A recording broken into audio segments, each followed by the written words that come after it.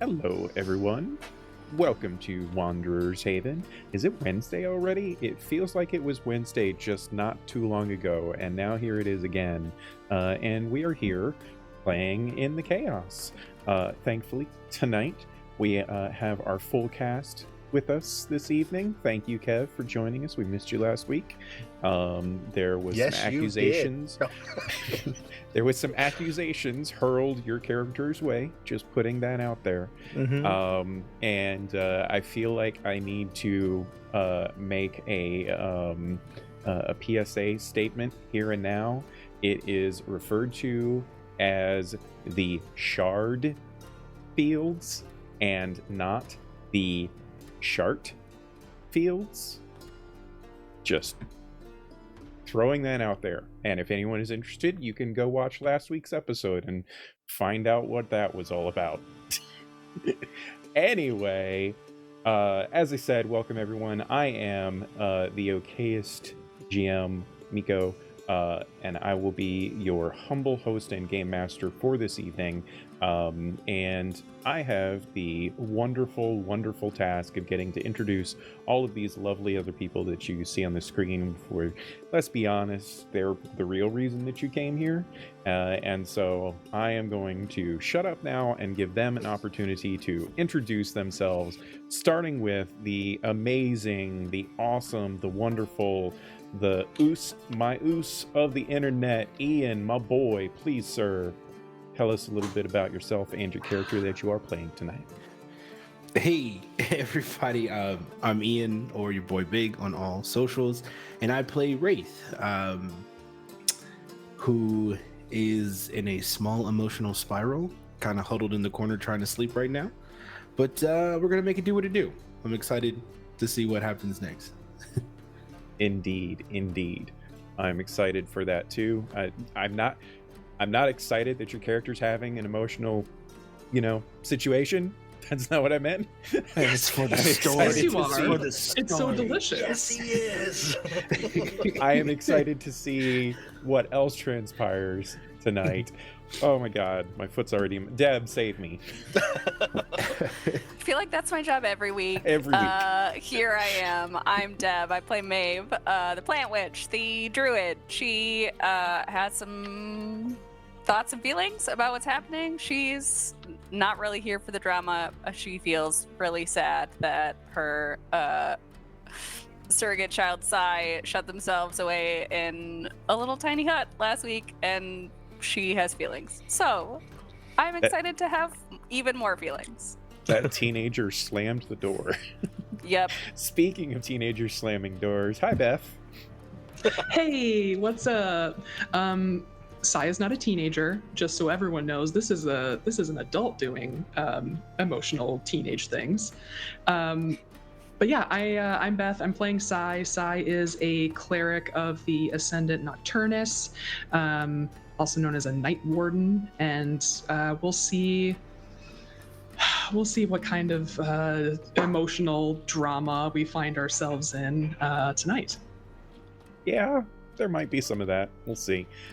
I don't know. Kev, speaking of emotional drama, please, sir, tell us a little bit about yourself and your character. Hi, yeah, I'm Kevin. So glad to be back. Appreciate everybody's patience with me having to miss out last week, but life happens and moves on. But I am back, ready to actually drop some lore as Casimir. Miko was super champ last week, but yeah, I play Casimir, who is a tiefling warlock whose patron is going to be unspoken as of right now because there's something going on with that. So we'll find out what's going on with him as we progress the story. And yeah, I'm happy to be back and ready to dive back into Ysterra. Little hint for the future, we'll say. But yes, let us dive back into this amazing, wonderful world. Before we do that, however, quick shout out to tabletopaudio.com. They are providing the music for us tonight. They're awesome. If you want, awesome, cool music for free, they have non-free stuff too that is equally and more awesome, but they also give away a lot of their stuff. And if you want that, bring that to your table, just go to tabletopaudio.com. And then, Cze Peku, love those guys. I'm using some of their scenes tonight, and yeah, definitely check those guys out as well. Let us, however, jump into perhaps a little bit of a recap of where we find ourselves in the story, shall we?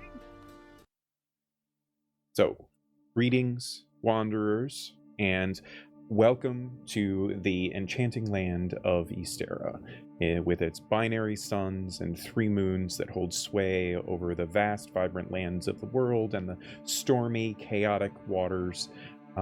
This world is infused with power from the very dawn of its existence, when a dying god fell to the world and unleashed their divine essence into it as they faded from their own existence. This led to the world being shielded from the many vast threats of the multiverse by divine guardians known as the Ascendant. And this world now stands on the verge of a magically infused industrial era that is potentially poised to unite Ysterra's inhabitants in unprecedented ways. We continue our story of a group of intrepid, adventurous souls, members of a clandestine guild that is committed to safeguarding wisdom and championing good in the world. And they themselves, in previous adventures that we have told, have already once foiled an agent of disorder, a person that had been enslaved by a demonic mask, where they averted its attempt to fracture not only time, but the very history of Ysterra. Now, mere months since confronting that initial mask bearer, a new one seems to have surfaced, urging these same adventurers to trace the echoes of this emerging menace. In pursuit of this challenge, they have journeyed to the dunes of Awbrath, more specifically to the city of Zirakath, a notable location in this desert kingdom, or desert magocracy rather, as it is one of the few places that leads to the catacombs beneath the sands and into an almost unknown world of Awbrath's ancient history. They have begun investigating here a cult that has seemingly formed around this new mask bearer and seek to try and undermine whatever machinations are being wrought by them. In our last viewing of their tale, whilst trying to turn a known associate of the cult, they were attacked violently by a group of these masked cultists, wielding poisonous weapons and fighting with fanatical rage. Barely surviving the incident, they discovered through secret letters and a relic of the ancient world known as a mimetic crystal that the cult is seemingly delving into the catacombs beneath Zirakath to find a long-lost temple, a burial place of a once powerful archmage. And what they want with this place has yet to be determined, but the songs on the wind seem to imply that whatever their machinations, it will not bode well for Ysterra. So, let us see if they can silence this song and secure peace in the world still. As we rejoin our companions, we find many of them taking their rest, taking their solace from the previous evening's turmoil at a safe house that Casimir has acquired, where the rest comes perhaps a little bit more uneasy for each of them in varying degrees. And I need to ask, how is everyone feeling as their rest, fraught or whatnot as it might be? What is going on for them as they take their evening's rest? And we'll start with you, Beth, since Cze has secluded themselves so harshly from everyone else. Yeah, so I think that Cze is having a really hard time with the fact that Wraith is having a really hard time. I think that they are, I don't know, it's kind of like I feel fucked up about this too. So if I can get you to not feel fucked up about it, maybe I won't either, sort of situation. So not being able to, you know, crack through enough to talk was kind of a bummer for Sai. So yes, they did hop into their little tiny hut tent with a night sky above, just to, I think, take a moment and recenter before getting rid of that hut and heading back over to where Maeve is. Okay. And before Sai does this, Deb, how's Maeve handling? How's the den mother handling the situation? She's worried. She had told Ilara, her mentor, that things would be fine and that Wraith would be able to handle it and that Sai would be able to handle it, and things are not going well. And so she feels concerned for a number of reasons about the outcome of this particular mission. Yeah, probably warranted. Not a walk in the park here. And Ian, is Wraith happily snoring over there, or is he fraught and unable to rest fully? Definitely, yeah, just knocked out like a bear. Awful. No, he. I think after that little interaction between everybody and everyone kind of hit their corner, I think he picked a corner that was far enough away from everyone. And like, if you look at him, he's just kind of huddled in a corner where not facing anyone. And most of the night he was up. Didn't have a good time until all of the racing thoughts and emotions kind of just tired him out to where he did eventually fall asleep. Okay. And Beth, is there anything you want to do as Sai makes their way over to Maeve? Yeah, I would assume that Maeve would likely still be awake, or at least not in a deep sleep, because Sai wouldn't have stayed in the hut for very long. But I think they would go over and just sort of set up the bedroll and everything near Maeve, and just kind of give her a look and a shrug before, laying down to turn in. Maeve would not say anything and just sort of nod that it was okay. And when Sai lays down, Maeve will cover them with a blanket and just do the mother thing and tuck them in as much as possible, because she recognizes how tough of a day it has been. That's fair. And so a couple of hours go by before Casimir does return, having previously gone off to speak with the Sand Warden contact of his about the day's events and potentially trying to secure some kind of a passage into the catacombs where you believe the cultists are now headed. So, as you return, you find your companions in these various states of rest. Do you wake them to discuss the news that you have, or do you let them rest until potentially morning? Because some of what you have is potentially time sensitive. Mm-hmm. How long have I been gone? How long have they been out? I mean, it's up to them to decide if they're actually unconscious or not, but I think you've probably been gone around an hour and a half to 2 hours or so. Okay. Well, in either capacity, as I come in, I slowly shut the door quietly. I'm going to actually come up to Maeve, and if she has her eyes closed or anything, I'm just going to gently, Maeve. You've returned with good news?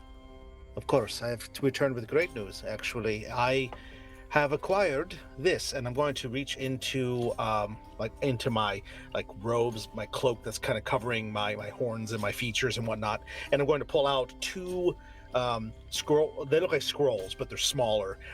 Two of them. One looks like it's maybe like a darker kind of paper. The other one's lighter. And as I will hand them both over to you, I will explain that the Sound Warden has given me the information necessary to perhaps find more information. The one paper you will see here is actually a writ of passage. It would allow us to go into the catacombs below and try to find out exactly what is happening there. It has a bit of a pretense that is not entirely accurate. It says that we are going there to try to apprehend a criminal that is on the loose. We have a small, I guess you could say, cover story. And the other is, as best as she could tell, directions through the catacombs themselves. They are a bit labyrinthine and can perhaps be hard to find our way through. The others are asleep, no? They are. It was a long day for both of them. Yeah, it was. It's not every day that you almost die. I don't have to tell you this, you know. But Yes. some of the information may be time sensitive, I believe, so perhaps we should let them rest a bit more before we venture out. But I think they should definitely have their bearings about themselves first. I think that is wise. Good.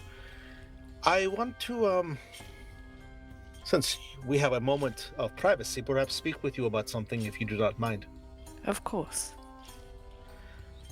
Well, first, I did not have a chance when you first arrived. We were all business, so I wanted to tell you a bit more one-on-one, since we are a bit more relaxed now, that it is good to be working with you in this capacity. It has been some time since I have studied under you, so I wanted to make sure that I am doing a good enough job. How do I say, the attack on us in the Sand Scorpion Inn might not put me in the best of light with our companions. There have been stories of others here in the town who have led others into traps such as that, and I do not... Well, to be honest, I want you to know that that was not my intention. I was taken aback by what had happened. And I understand the reactions that they had, and I understand the... And my gaze shifts over to Wraith. Anger that perhaps was displayed afterwards, even though it was unnecessary for our cover and our laying low, as you put it. He has a great darkness, does he not? He does. Our last mission, dealing with the previous mask bearer, was hard on him, and he has not fully recovered. And I fear for what the future holds for him if things continue to be complicated. But I have assured both Wraith and Sai that I have known you for many years and that you are trustworthy. They are amenable to continuing to work with you, and I think provided we have a bit better luck than we had in the tavern, things will be all right between you and them. Good. I did not want us on the wrong foot. I don't want to be pummeled like the barkeep was. I But- think as long as you don't force Wraith onto a boat, you will be okay. It seems that he finds the boats well enough on his own. He, I think, would really enjoy a sand skimmer, but a boat on water is a different story. Is he afraid of the water then? He has a very strong aversion. Interesting. Well, I've known others who have had this affliction as well. There was a boy in the orphanage with me who also had a little bit of the fear of the hydro forms, as they say. But that was because his parents were killed by a water elemental. I doubt it is the same for Wraith. But maybe. I don't know. No. We all have our fears and our failures, so we do the best we can with them. And what is it that you are afraid of?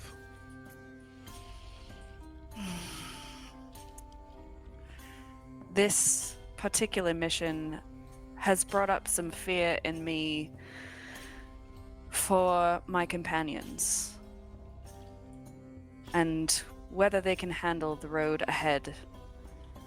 I, as a human, am not young and will not be around forever. And I want to know that they will be all right when the time comes for me to leave them.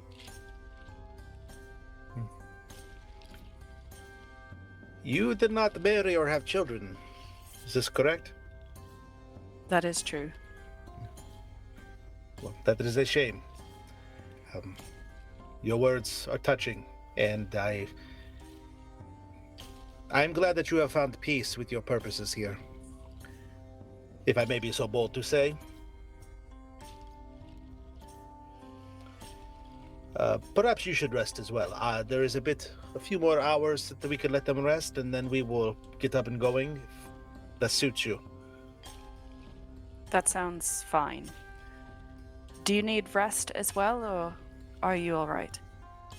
Well, luckily in the battle, the cultists did not find the need to attack me, although I may have gotten hurt in another way. I recognized them and what their purposes might have been, and I am a bit worried that perhaps my cover identity trying to infiltrate the cults here has been blown.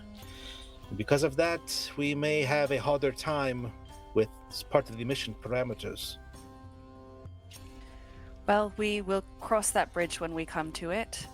For now, we will trust that things will be smooth, and we will take the rest while we can. Of course. Thank you for your time, Maeve. It has been an honor to me to speak with you, so thank you. Oh, by the way, did you manage to clear up the misunderstanding with the Sand Warden about our presence in the racing quarter? Yes, in a matter of speaking, she was aware that there was the explosion there. She knows that we were not directly involved. Now that we have spoken, there is a bit more information that perhaps I should tell everyone, but I believe I can tell you, and you will not find it to be too worrisome, that she believes that the explosion might have been due to some other activities. Location, a temple, as it were, that was discovered in a similar area about a month ago, and it may directly correlate with what we have heard about the catacombs and what the purposes of the cultists might have been there. She did not have any information about the coins, however, that the cultists had. I can look more into some other connections that I have, but we are a bit unknown about that now. Well, you've done well this evening. Thank you for the work that you do here. Thank you. And then Casimir will just go over and he'll sit in a corner at, maybe like a pile of rugs or something. He just kind of sits down, leans against them, and in just a matter of moments, he is asleep. Resting. Okay. And what about Maeve?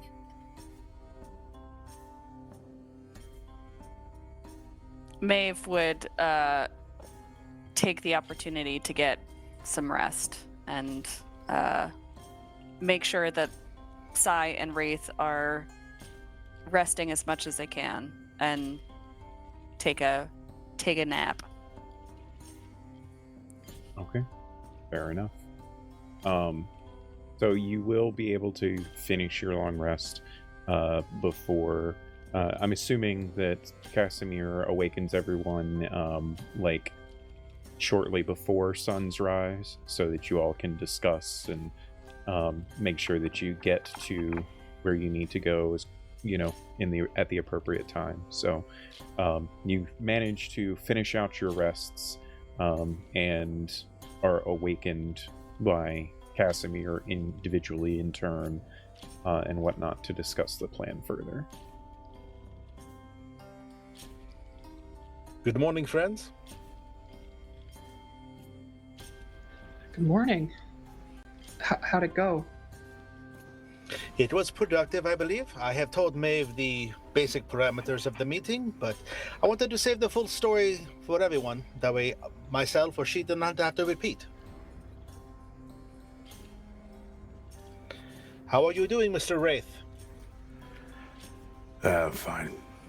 I'm all right. And then Casimir is going to look from Wraith to Sai. Just stare at Sai for a moment. Sai just stares right back at you with They're every bit of mental energy they have, but just neutral. I think they're both staring at Wraith, staring at you too, but it's more so of like, okay, Right. and Go on with it. And after I think a moment, I'll just peek an eyebrow. My meeting was successful, and I'll turn back to the group in general. The Sand Warden spoke to me. She said that she was aware that there was a commotion yesterday and that there was an explosion. I have smoothed it over. She knows that we were not directly responsible for the explosion, but she does know we were a bit involved in the aftermath. I might have left it out that Wraith went on a bit of a sand skimming tour, and well, you released a sand skimmer into the middle of the crowd, did you not?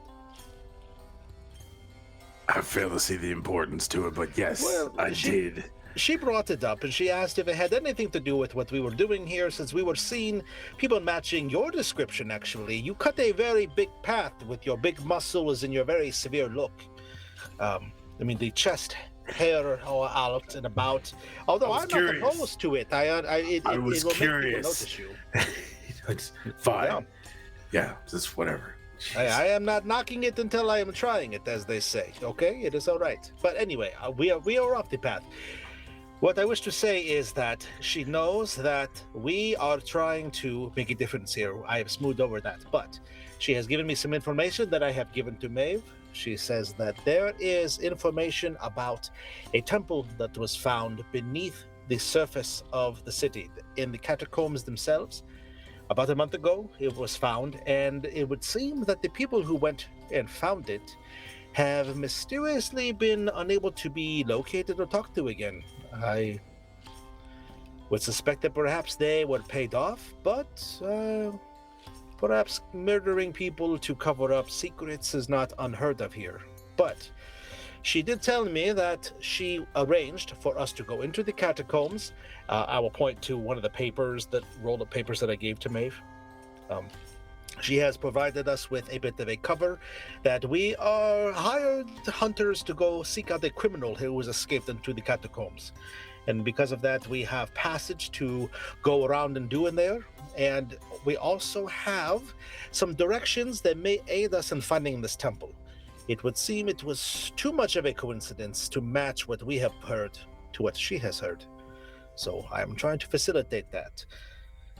But she was thankful that we took down the Sand Scorpion Inn cultists, that they were a bit dangerous, and she gives her condolences that you were both injured, but she is pleased you did not die, because that poses more questions than answers. And that is about the main gist of what she and I spoke about.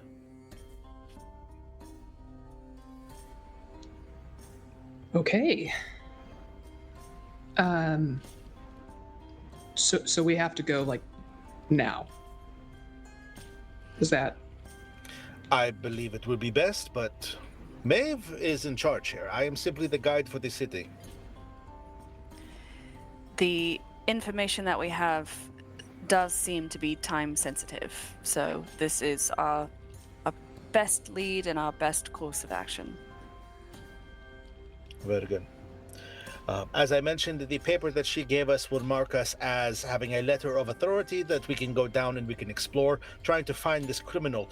We should not have any sort of problems from interlopers or people from her forces interfering, because they are still trying to put together a group to go down and delve the temple and make sure it is explored properly.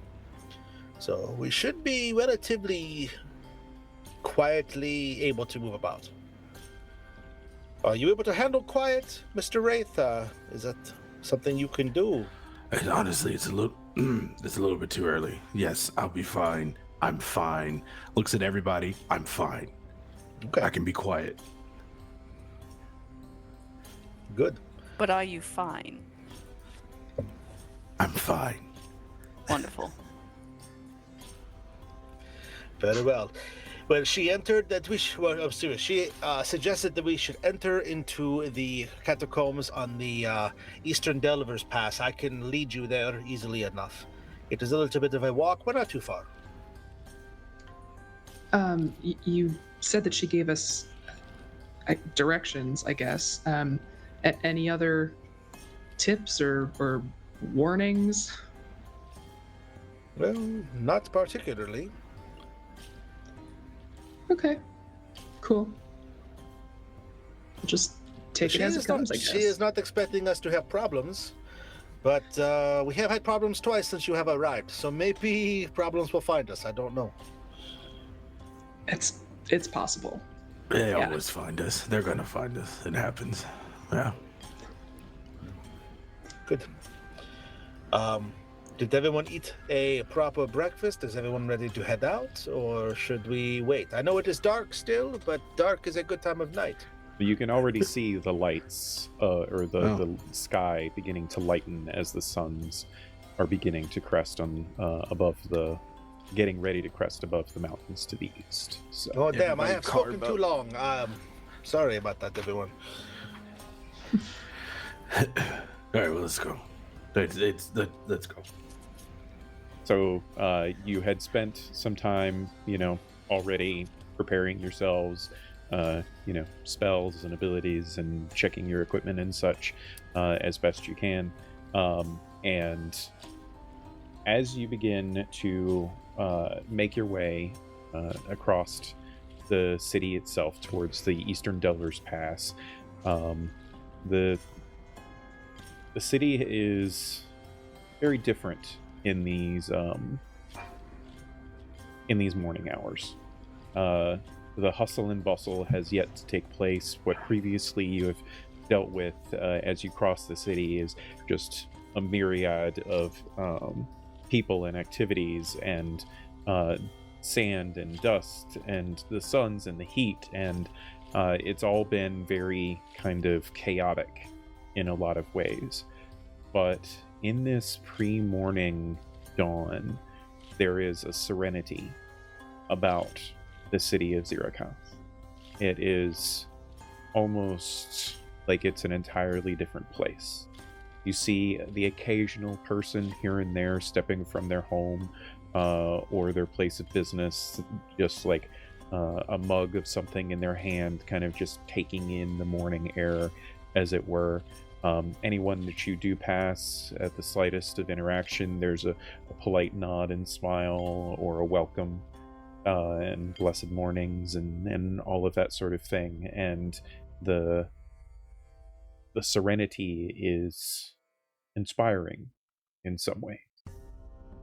As you get closer and closer to the Eastern Delvers Pass, however, you can feel a little bit of the tension rising within you, knowing that you're about to go into these illustrious catacombs that only a few are given such permissions to voyage into. The potential risks that are ahead of you, the unknown that is standing in your wake, begins to weigh heavily on each of you. You do manage to make your way through the guard posts of the Eastern Delvers Pass relatively easy, catching perhaps a moment of chaos as the shift change commences for the guards themselves. You are able to present the credentials signed with the authority of Sandwarden Elira Jorvin, and perhaps taking advantage of the moment of confusion, you're able to politely remind the guardsman that you're speaking to of the Sandwarden signature, and any concerns that were being vocalized about your untimely entrance are quickly allayed. And as the civilization of the city kind of recedes behind you, and you begin to make your way down into the depths, your world changes dramatically. Whatever magical lights that you have that you're using to guide your way cast long, wavering shadows against the earthen walls all around you. The air turns cool and heavy.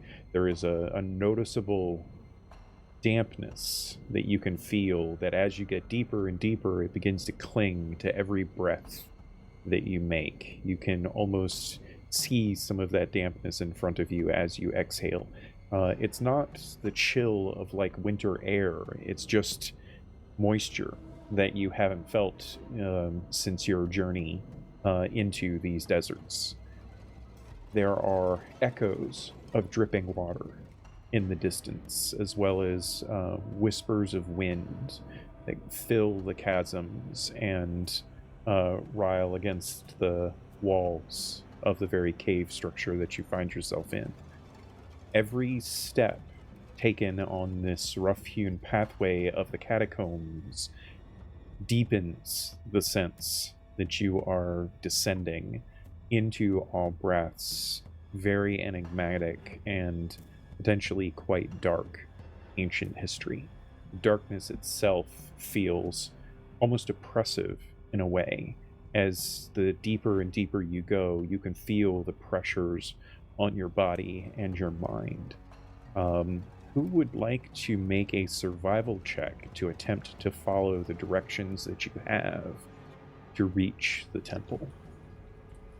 I would love to help with that. I do have my 300 feet of dark vision that I will also extend to the rest of the group, because that is a thing that I can do.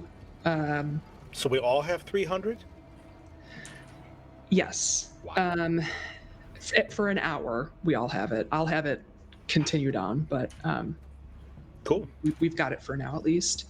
But for what it's worth, you guys are going to be spending a very long time traversing these catacombs. So, given that, I think it's fair to say that Sai is wise enough to understand that, because they can't activate that ability constantly, that it might be a very precious resource to use.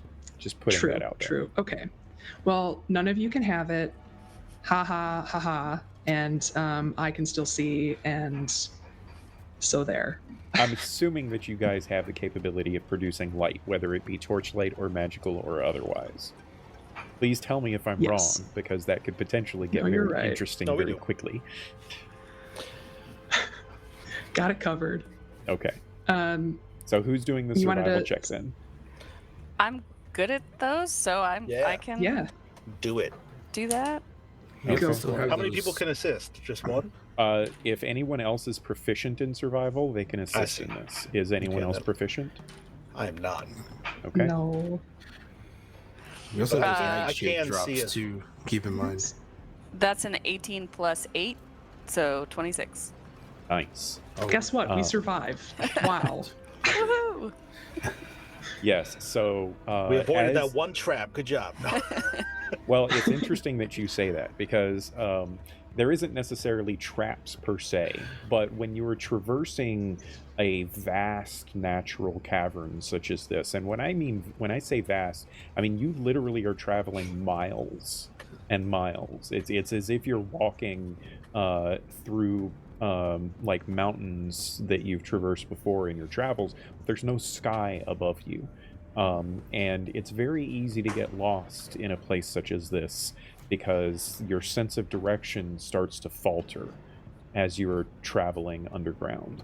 And on top of that, we're not talking about like the most stable of passageways sometimes. Like, you are able to, Maeve in particular, thanks to Maeve's guidance, you are all able to notice and avoid certain circumstances in which you step slightly out of place and there's a bit of like rock that ends up getting knocked askew, and then there's a small shaking, and then you are narrowly able to jump out of the way before part of the chasm just completely caves in, and potentially reveals a new passageway under here.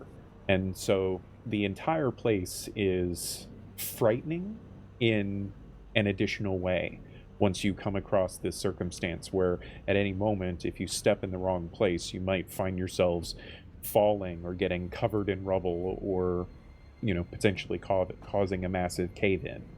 And so Maeve is able to, not suffering some of those same kind of ill effects of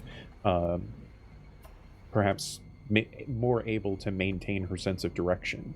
She's able to kind of lead you through this natural understanding that she has of the world that you now find yourselves in. And so as you continue on this journey, hours and hours go by. You're not exactly sure, unless any of you has some kind of magical ability to tell time that you want to alert me to. You start to suffer from a sense of lost time, as it were. The suns, without having the suns in the sky, it's very difficult for you to know, is it high suns yet? I'm starting to feel a little bit hungry. Maybe we need to stop and eat. Like, your stomach is more your guide for time than anything else in this journey.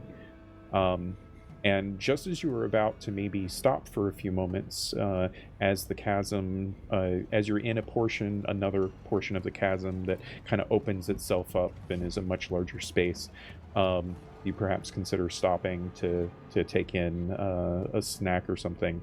A few of you, because most of you have good passive perception, are able to see some strange shapes on the ground in the not too far distance, like maybe 75 or 100 feet in front of you.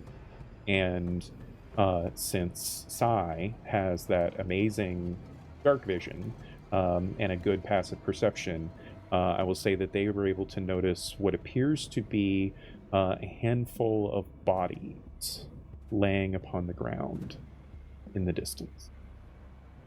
And I need for all of you to please make perception checks. You can choose to use your passive if you wish. Oh no, I'm gonna have to roll because my passive's terrible. Perception.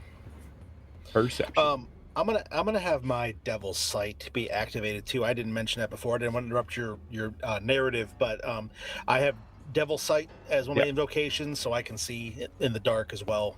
Yeah, that's an all the time thing too. You don't have to. Yeah. My perception is a 19. Nice. Also 19. Nice. Dirty 20. Yeah. Nice. I rolled a 2 for a total of 6. All right. And then there was Cze. And then there was Cze.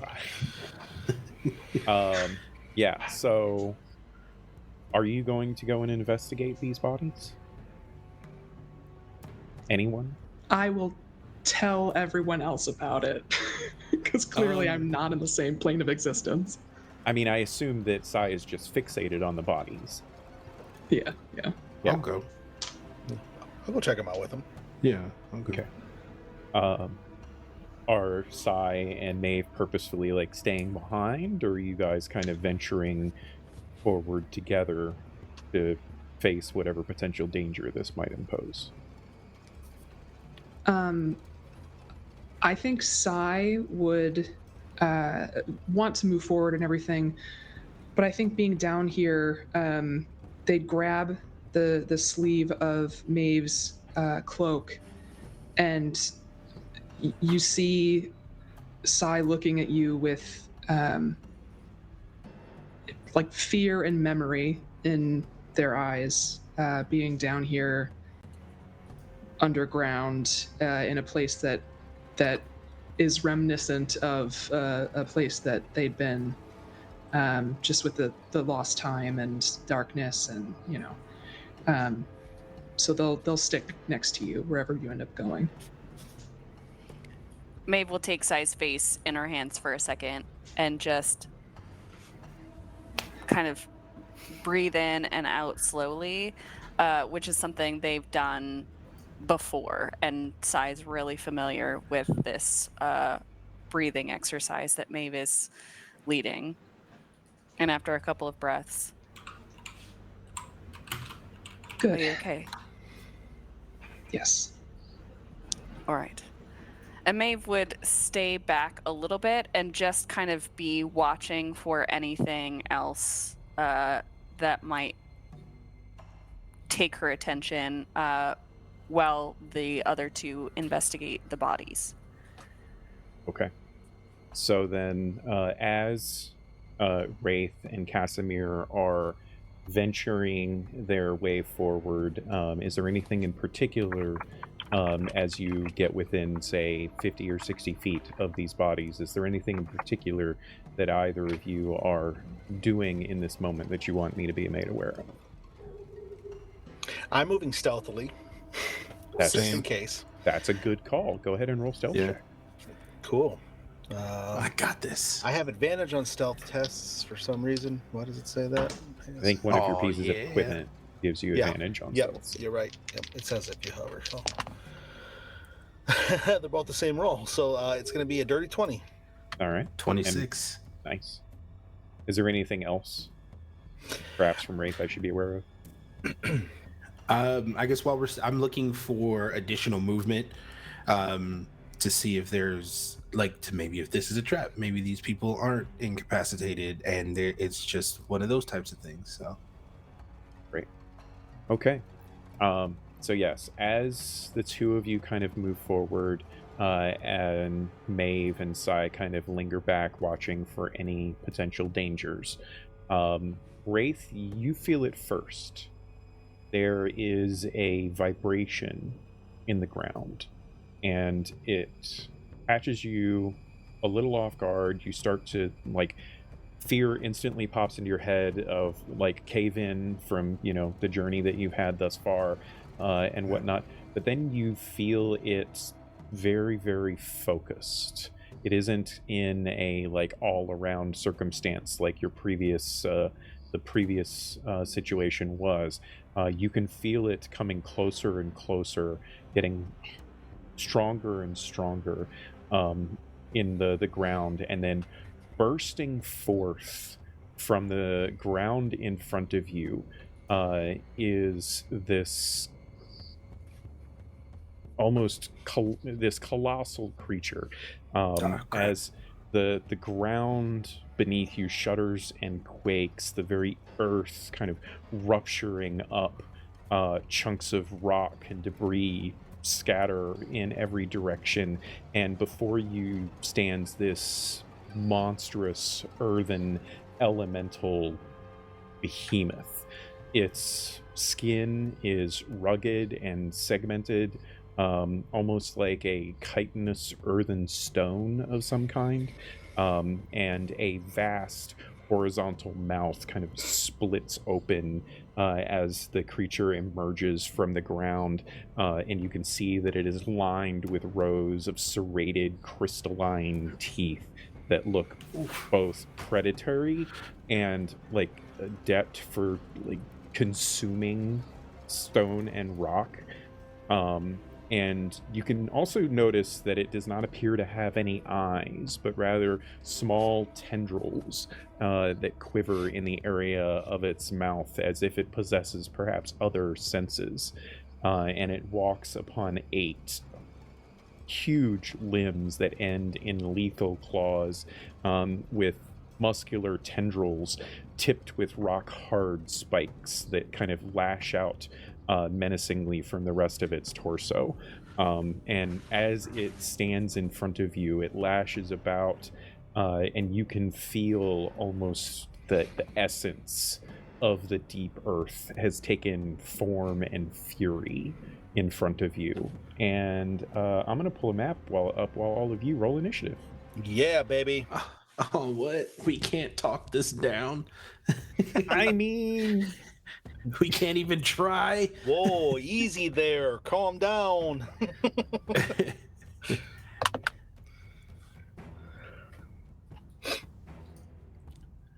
I love it. this That art is Lovely. awesome. lovely map.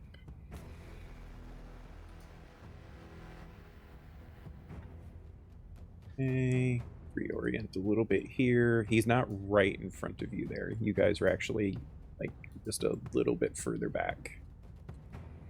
You guys were kind of closer to the middle of the room when it emerged. He's about there. I think you guys are standing adjacent to each other back there. Hide behind the Oh, pile okay. of dead bodies. No. We got some room. We got some room. We got some room. Cool. I love this for us. So you can see This that is where I'm gonna drop, guys. you can see that this creature is just—it's huge, right? This thing Hell yeah. is immense. It's like a combination of some kind of crazy earth elemental crab spider-like entity. Yeah. And so, what did everyone get for initiative? Maeve? 18. 16. 6, because my initiative rolls in Ysterra are fucking cursed. I mean, at least you're consistent. I guess. Hey, blow the bad rolls on initiative. Yeah, I What did suppose. You're the Casimir get? anchor. Casper got a 16. Sorry about that. I talked over. And Wraith, what did you get? Dirty 20. 17 Nice. on the dot plus 3. That's why I rolled and went, oh, you gotta be kidding me. And then Beth, so I got an 18, you said? 16. Oh, 16 as well. Yes. So tell me who has the better dexterity score between Sai and Casimir. Probably Psy. Casimir's is a 12. I got a 14. I'm going to bump you up to a 17, Sai, just because it's not going to affect the actual initiative order. It Bump helps it. keep my thing nice and tidy here.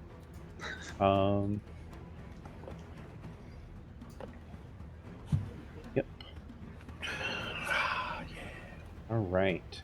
So, as we begin this, Wraith is the only one that is not surprised. He rolled sufficiently well enough on the perception check that I made you all roll earlier. So the rest of you are surprised in this first round Sweet. of actions.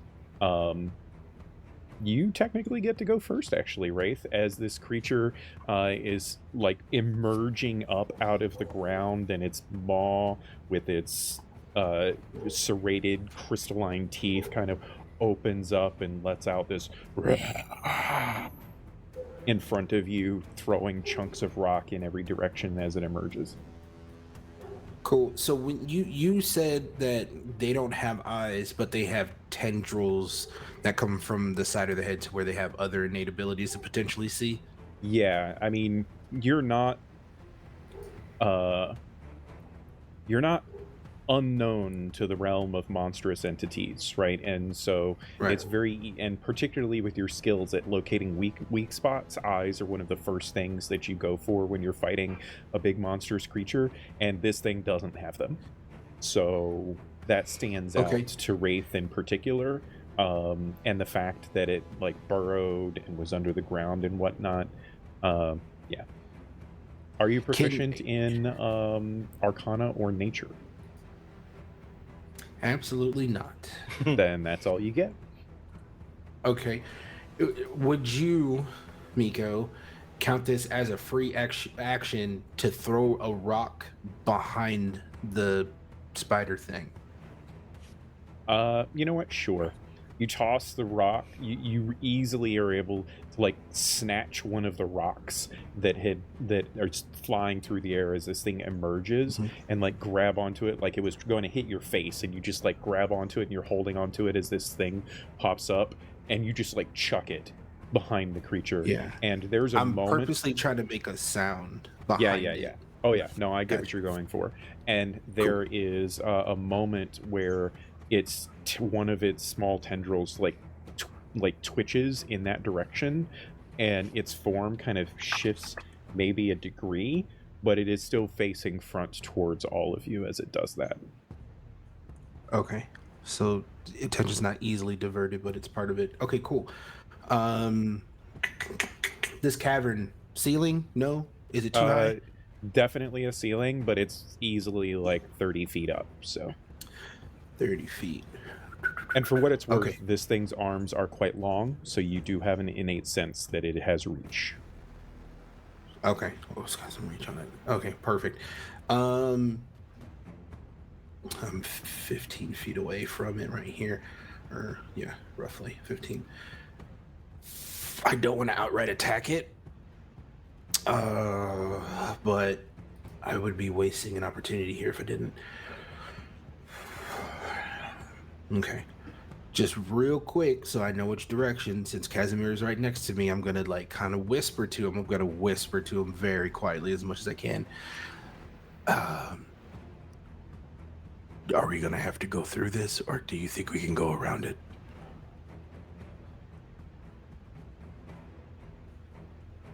So Casimir is kind of taken aback by this situation, being surprised, No and help. aren't really able to respond. If you want to do an insight check, I'll give that to you for free. Yeah, because I mean, I do. Okay. What is that? 13? It is. 15 in total. You've seen hungry creatures before. This thing's hungry. It's here to eat you. Oh crap! And it's safe to assume the dead bodies on the ground is from its previous meal. Maybe. You never got close enough to see their wounds, so. I don't want to outright attack this thing. I kind of want to dodge it. Okay. I mean, you can take a dodge action, dude. You've got that option if you want. You don't have to attack it. It's true, but I also would be wasting an advantage on an attack roll here too. Yeah, you know what? Now I'm gonna take the high roll. I'm gonna evade it on this turn with its long arms and tendrils. I kind of want to shimmy around it as much as I can without creating any sound. Okay, we'll say that that's your action. Go ahead and give me a stealth check, and yeah. Beautiful. That's gonna be. Oh, are you serious? Oh no, that's not bad. 19. Okay, so where do you move? I'm gonna move. See if I move I'm gonna move here if that's cool. Oh, and for what it's worth, this is a like bottomless pit, basically, for all intents and purposes over here. I'm gonna move here on the other Bottomless. side of it. Like the breadsticks at Olive Garden. Yeah, I would like to kind of move around here. Okay, as you move over to there, you see one of the tendrils kind of twitching and following your movement. Okay. Divert attention. Okay, perfect. And I'm just gonna do that for right now. Okay. Sure, you do that. So everyone else is surprised except for the creature and Wraith. So we're gonna skip you guys' initiatives. Well, actually, I guess we don't do that because there's benefits. So Sai and Casimir, you managed to shake off your surprise. You don't get to take any action this turn. And you see this creature then step forward because it rolled better than me. Step forward up to here, and its mouth kind of unhinges slightly, and you can see this glowing like heat of energy as it like dives its face into the ground in front of Casimir, and as it lifts its head up, it exhales a just cone of chunks of earth, stone, and sand, and sends them hurtling in a cone at Maeve, Sai, and Casimir. It does seem to ignore Wraith in this particular moment, but you're not sure if that's because it just couldn't necessarily get Wraith in its breath, or maybe it just doesn't care about Wraith, or maybe Wraith set this up and he's the one that's actually turning all of you guys at this moment. I need strength saving throws, DC 17 from the three of you, please. Strength? I'm amazing at strength saving throws. Did you say 17? Oh, DC goddamn it, I'm gonna 17 fail this strength. for sure. So I rolled a 5. You're so mean. My shimmy feels like the best choice now. Just like, okay. It might have been pretty imperative that you did that, because you crab walk your way to the side of the creature. I got a 17 on the dot. Hey, there you go. Let's go. You're only going to be 11? taking half damage. 11 fails. Casimir? 5. Nice. Okay, so Nice. those of you that succeed on the save, you only take 14 points of combined bludgeoning and slashing damage, and you are able to stay standing. Those of you that failed take a total of 28 points of bludgeoning and slashing damage, and are knocked prone. Sweet. Let's see. It's like that scene from Fantastic Beasts. You have to mimic it. Oh, actually, I'm sorry, I was wrong. It's 27 points of damage, and so 13 if you succeed. Yes, and so Sai manages to stay standing, and Casimir and Maeve are prone.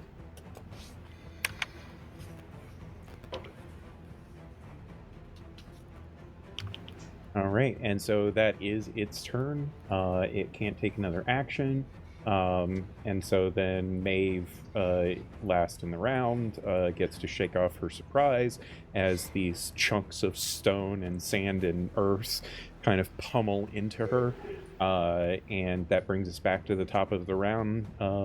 Ian, Wraith just witnessed his friends just get plastered by huge chunks of stone and earth. Oh, great. How tall is this thing? Like 12 feet tall. Beautiful. I'm going to jump on top of it. Okay. Nice. Do you have any special ability that allows you to do that, or are you just trying to climb up its torso? Like, I mean, I have 30 feet of movement. I can just... and it's 12 feet. I'm just... Okay. We're going to call... Well, I'll let you decide. You can either do a grapple check, or you which is an athletics check, to grapple with it and then climb your way up onto its body. Or you can do a acrobatics check, or 2 acrobatics checks, one to actually do the jumping and then another that is going to be opposed to see if you can actually keep your footing as it attempts to throw you off. I'm going to take that athletics. You mean acrobatics? You said athletic. You said grapple, which would be an athletics check. Oh, and I thought you recoiled against that, like you didn't want to do that. Okay, sure. I mean, out of the two, it's the better option. Wow, what kind of rogue are you? So that's, I'm proficient in athletics. It's a +10 to my 17, so it's a 27. Okay. I hate to do this to you, but it is 2 size categories larger than you, so you actually have disadvantage on that roll. Mm-hmm. Mm-hmm. You don't hate to do that at all. I do, actually. You don't I do, like actually. No, he doesn't. It's a 13. 13. All right, so it has a +5 to this roll. What? And that is a 9 on the die, so 14. So as you jump onto this thing, you grab onto one of its tendrils and attempt to use that to climb back up. I will say that because you did not fail by 5, you managed to avoid the spike as one of its other tendrils attempts to, like, wrap around you and attempt to grapple you in turn. And so you are not grappled as you attempt to grapple onto this creature to climb up it, and are unable to find purchase. Would you like to do anything with your bonus action, sir? So what? Basically, like I tried to do it and I fell off. Oh, yes, essentially. But you have multiple attacks when you take the attack action, right? Because you're multi-class? I do. Okay, Yeah. so you still have an attack left. That would have basically taken the place of one of your attacks. So you do still have another attack left if you wish to do something. Yeah. You could try again. It would still be a disadvantage, though, wouldn't it? It would. It's a huge creature. Yeah. I'm going to try it again because it's a fantasy world and I can do whatever I want. Hell yeah. Hell yeah. Really? Okay. Or can you? No. Okay. Beautiful. With disadvantage, it's still a 26. All right. Nice. Nice.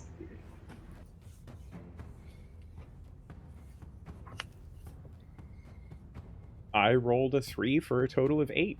So you do manage to climb up onto the back of this creature.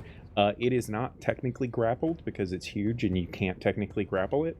But you do manage to climb up onto the back of it. You still have a bonus action. I'll say that used like 20 feet of your movement to do that. That's fine. I would like to use my bonus action for an offhand attack to just stab at it wildly. So you can only, you're talking about like 2-weapon fighting. You can only do that if you use. If I attack. If you attack with your attack. Well, actually no, because it's. I think as long as you take the attack action. Sure. You know what? Do it. Yes. I'm going to start with the adamantium dagger there. That's probably not going to do anything. That's a 12. Yeah, so your blade, even the adamantine blade, just like glances off the chitinous stone of its flesh. It's fine. I'm just going to stay up here and I'm going to go, just start hitting its face. Just out loud. Just start hitting its face. Nice. Are you done? That's me. I'm done. All right, Sai is up. Yeah, so okay, quick question. On the outside of this space, is that all like ledges dropping down? Ledges or walls. Like Okay. in some places it's walls, in some places it's ledges, so. Okay. I just won't go that close either way. I'm gonna move over to where I am now, and then you'll see Sai put her hands up and send out some energy, and in front of / on this creature, towards the face specifically, I'll cast Moonbeam at 4th level. So that will require a con save. Okay. Of a DC 16. All right. I'm specifically trying to not hit Wraith, and I figure since it's a big enough creature, does that work? I mean, I assume you're also trying to not hit Casimir. Yes, it's only a 5-foot cylinder. It's basically a 2x2 square. So, yeah, you can do that. Okay. Just trying to figure out the best way to draw this.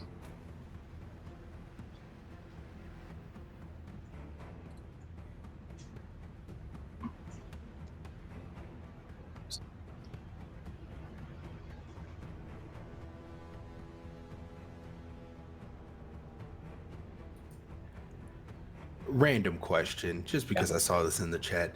So you said it's more like a crab than a spider, yes? So would Yes. it be safe to assume that although it's big and monstrous, its anatomy would still be kind of structured off of a standard crab?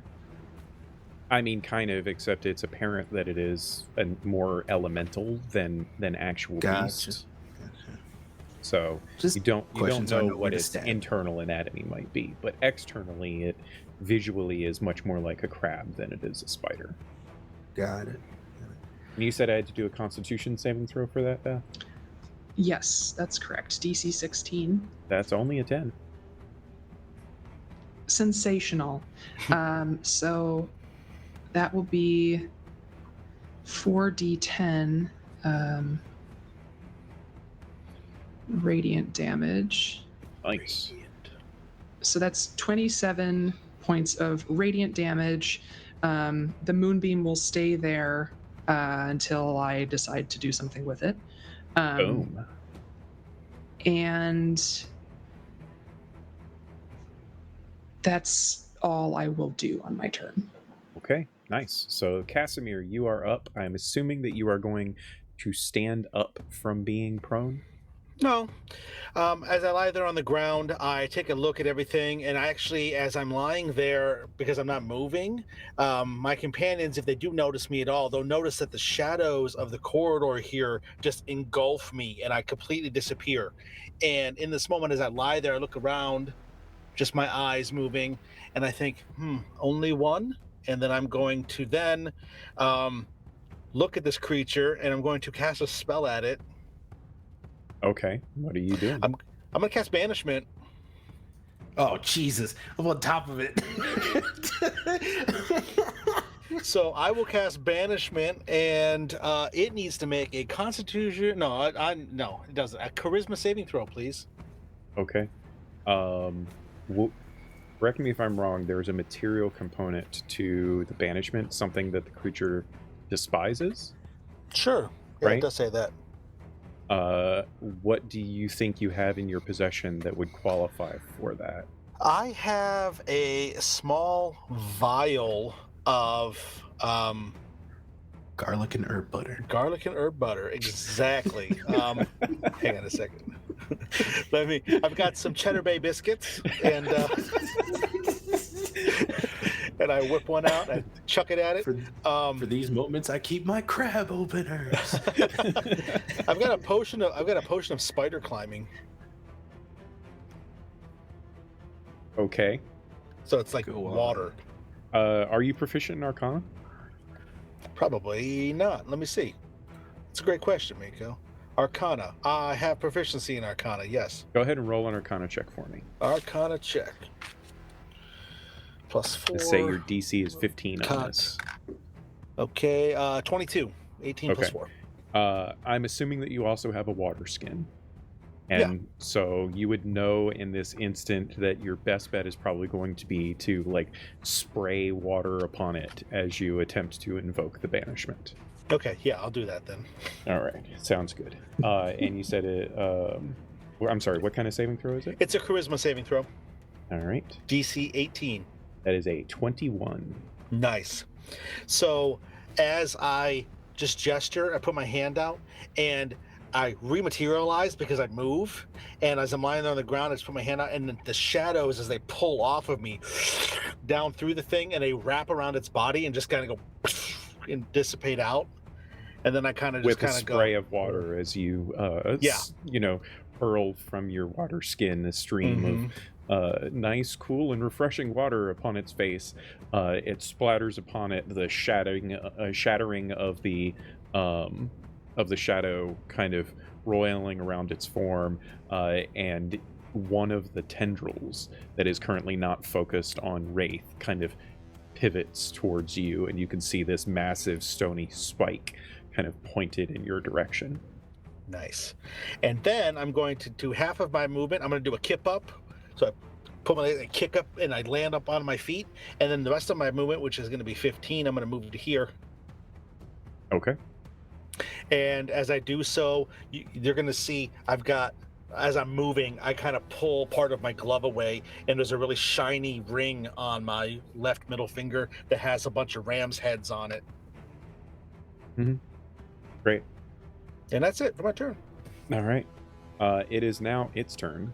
And so as you two are like on its body, I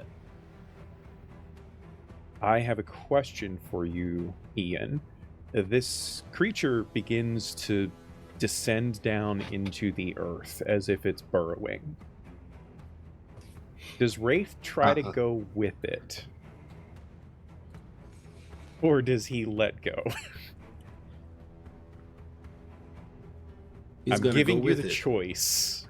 You don't know good or bad either way. We're going with it. Just go, man. Just go. Great. When are you going to have another opportunity, man? We're going with it. I'm all hopped up on Mountain Dew. I am 0% surprised by this. I shouldn't be surprised. I should have known better than to ask. All right, Ian, I need for you to make, we'll call this an athletics check to try to stay grabbed on to this creature. Your DC is going to be 17. Wow. So it's 17 on the die plus my athletics proficiency, which is 10. All right. And I'm just going to remind you, you asked for this. So as Casimir gets in the spot, he's going to raise up his hand with that ring, and then he's going to see Wraith going down. He's going to go, what the fuck? Yeah. And so you guys see this creature kind of burrowing into the ground.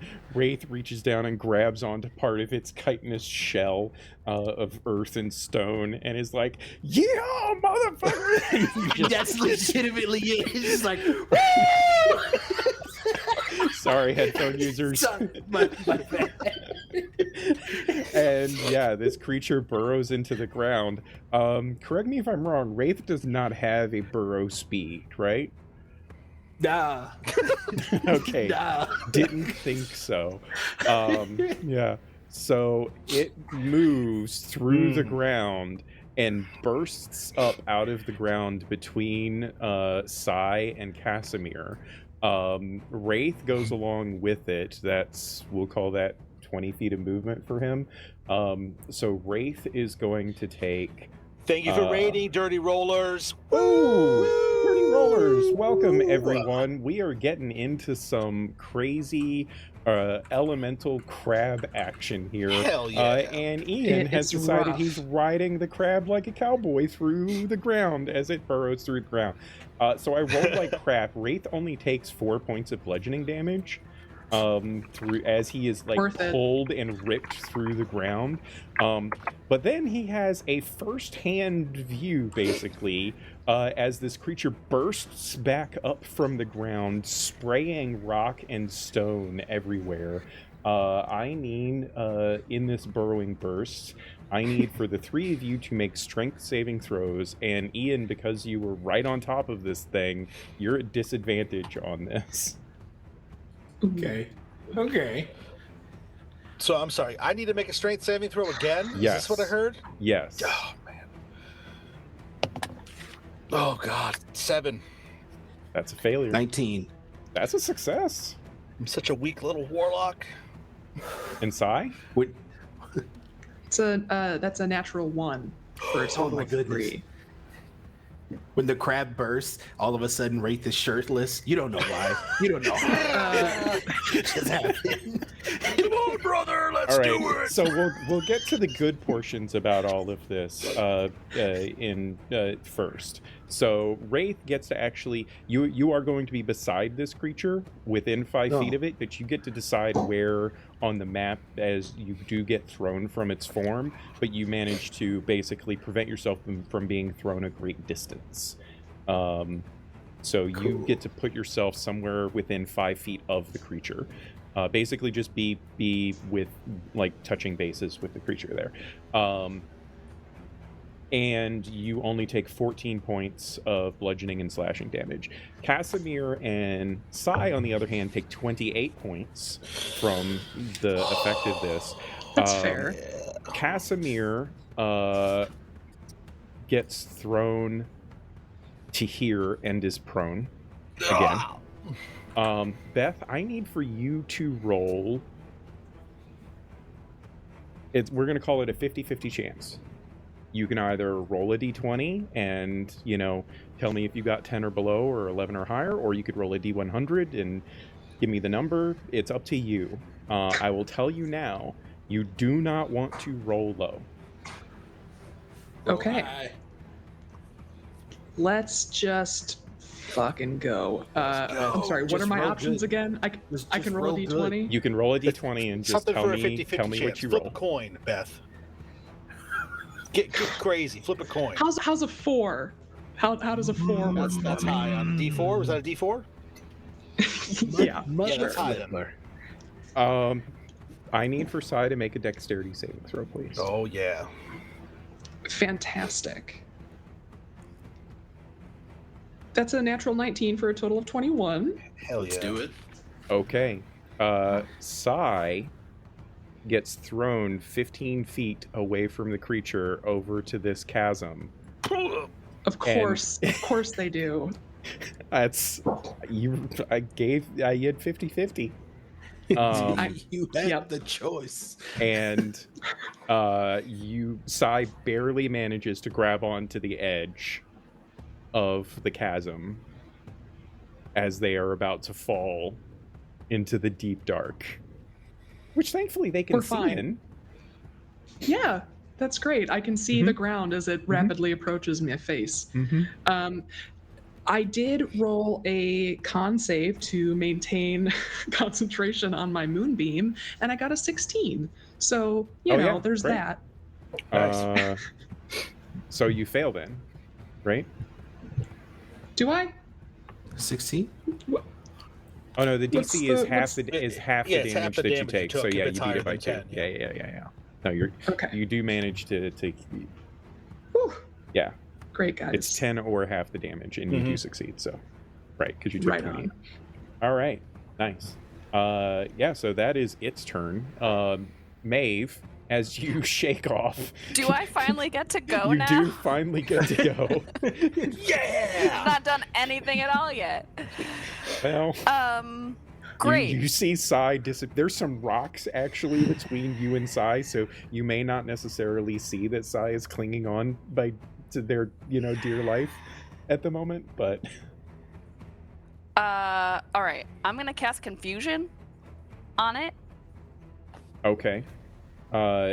Is there a requirement that the creature see you No. or confusion? It doesn't say that. Okay. So what do we got to do? Wisdom save 16. That's a 5. Great. 'Cause I rolled a 2. It cannot take reactions, Okay. and it has to roll a d10 at the start of its turn to determine its behavior for that turn. Oh, yeah, okay. Suck it, crab. Consider it confused. Yep. I pulled up the chart, so I will have to roll that at the start of its next turn, which isn't going to be for a Great. while. I'm assuming you spend half of your movement standing up. Mm-hmm. Okay. Yep. Would you like to And use your then rest of your probably- movement or bonus action or anything? The other half of my movement to head in Sai's direction to see if I can see them. Yeah. So you were able to kind of get over to about here, and you see them clinging to dear life, trying to pull their way back up from the ledge. And I will just yell, "Hang on!" And Okay. I mean, I guess since I've got it, I might as well use my bonus action to cast Shillelagh on my staff. Okay. Sounds good. Shillelagh. Wonderful. So that brings us back to the top of the round. Wraith, how you doing there, cowboy? We're feeling great. We're feeling really good. Cool. So I'm gonna start trying to chip away at this thing, and going with glass cover. I'm gonna go ahead and swipe at one of the tendrils that's close to me. Okay. Okay. That is, what is that? 25 to hit. That hits. Beautiful. Yeah, that's what I want to do. Oh, beautiful. It's going to be 7 points of damage on that first go. I'm right. going to You make notice that my... the blade, as it cuts into the creature's form, is not quite as effective as it cuts through the Okay. stone of its body. Okay, cool. Well, Adamantine dagger This- next. adamantium dagger next. I'm going to make this one a goading attack. Hopefully it hits. Boom. Oh, it does. Okay, beautiful. That's 26. That absolutely is. Awesome. take that. Boom. An additional 7 plus 10 points of damage total on that hit. Okay. As you see the adamantine dagger kind of cut into it, you can tell that this one has full effect upon the creature. And in feeling the adamantine steel, it recoils, and you hear this almost like shriek from its body in pain as it cuts into it. Beautiful. Good. Because then we are going to go ahead and action surge. It's beautiful. Take another swipe at this bad boy here. All right.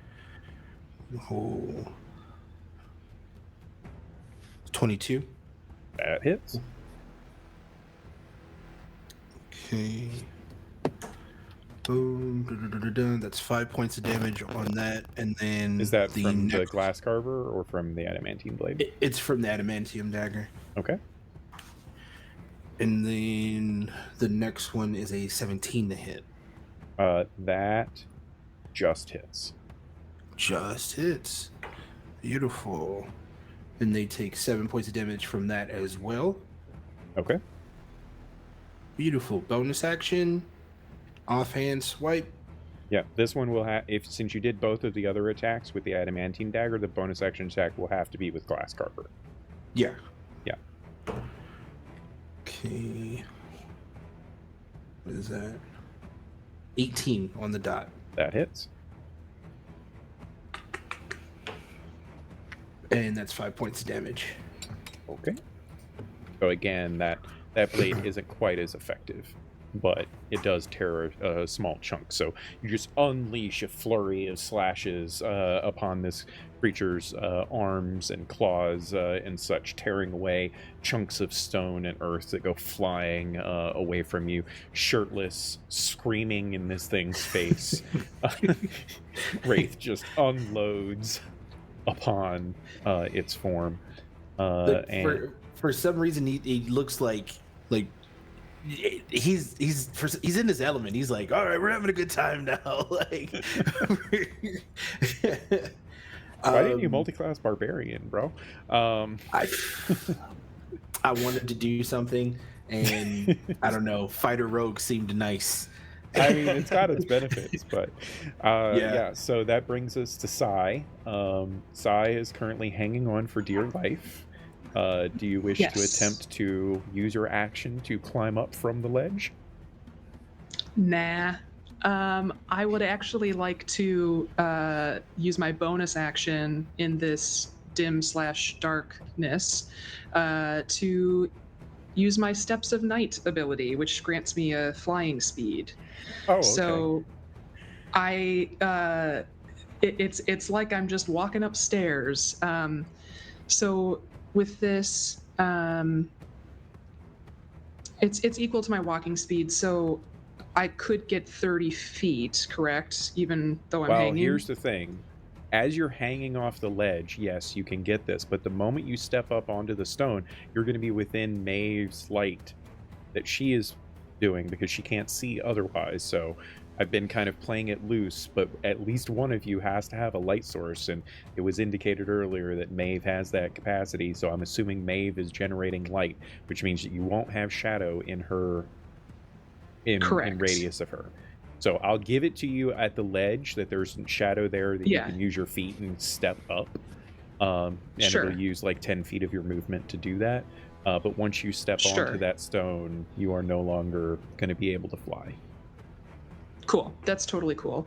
Then I will use just the rest of my movement to... I'm going to shove myself between these two. Okay. And I, for my action, will channel divinity, and I will use my Twilight Sanctuary. So this will be the 30-foot radius sphere centered on me. Gotcha. Everybody will get 1d6 plus 9 temporary hit points. And that is whenever you end your turn in this sphere. So you'll get that as we go. 30-foot radius. Okay. And my moonbeam's just gonna fucking hang out there because I don't have any use for it, and it takes an action to move, and it's stupid. Oh, you said 30-foot radius. It's a big boy. Yeah. And I don't have to obviously give the stupid crab anything nice. You're not going to give him choose. temporary hit points? No. Okay. And that's So you end your that'll turn be in it. it, so you get your temporary hit I points. do. Nice. That is correct. Yeah. 1d6 plus 9. And that brings us to Casimir. Okay, so I would like to know the area right over here, kind of in behind this bad boy. Is this wall or is this open ledge that falls down? Well, I now we have determined that area on the south is open ledge. The Okay. area up above, we'll say, is walls. Okay. Well. So how far is that? That's going to be, where's my measuring tool? 15 feet, 15 feet. Okay. So instead, I'm going to not do what I was just thinking. Casimir is going to kind of move his way over here. So he is, would I know what this effect is? The moonbeam? The, what Sai is doing? Oh, yeah, probably. Yeah. Like, you would know it's something has- that you want to end your turn in if you can. Okay, so I'm going to move over to here. Yeah. And also, It how is radiates good vibes. Yeah, it radiates good shadowy vibes. How is Casimir feeling, by the way, health-wise? Oh, Casimir is fucked up. That's Okay. why I was wondering if I knew what it was. Yeah, so Casimir moves over to there, and as he moves over to there, he is just going to, as he moves, he's pretty much just going to sprint over to there, and as he moves, he's going to gesture with his hand, and there's going to be a eldritch blast that shoots out of the arc he makes with his arm, and you guys are going to see that as it comes out, it starts to look like a light source, like energy coming out of his hand, but then there are shadows that come up and get pulled out of the dark of the cavern and swirl about it. It almost looks like burning hot shadow, like flame made out of shadow. It forms into his hand and he streaks them across, and they go flying towards this beastie. So rolling to attack. One is a dirty 20, the other is a 24. Both hit. Nice. They're going to be 1d10 plus 5. I'm sorry, 2d. Is it? Hang on a second. It's 1d10 plus 5 each, so 2d10 Yeah. plus 10 total. Yep. All right, so then it's going to be 12 plus 10, so 22 points of force and fire damage. Nice. Yeah, so the blast slams into this creature's side. 2 bolts like blam blam into the legs of it, and you can see that the legs kind of buckle a little bit before it, hoists itself back to standing. It looks fairly injured now. Well, great. That makes 2 of us. And as I finish my movement, I kind of sway for a minute, like, take a deep breath real quick. And how much do I get because I had my turn there? What's the Beth? temporary hit points, Beth? It's 1d6 plus 9. 4 plus 9 is 13. 13 temporary hit points. So Very nice. I will go up from my 11 that I had. Remember, that's not healing. It's just temporary hit points. Yeah. Yeah, my total so it is now its turn. I need to roll and see if it gets its breath weapon back. That's a natural 1. It does not. Oh, poop. I forgot it actually has advantage on saves against spells.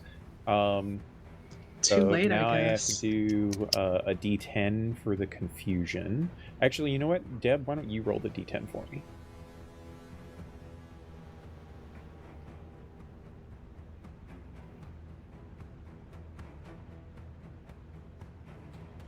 What'd you get?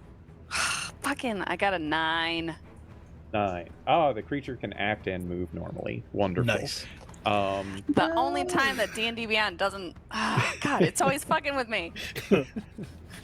Yeah, I mean, you could have Liquid rolled real hot dice. magma. I could have. Yeah.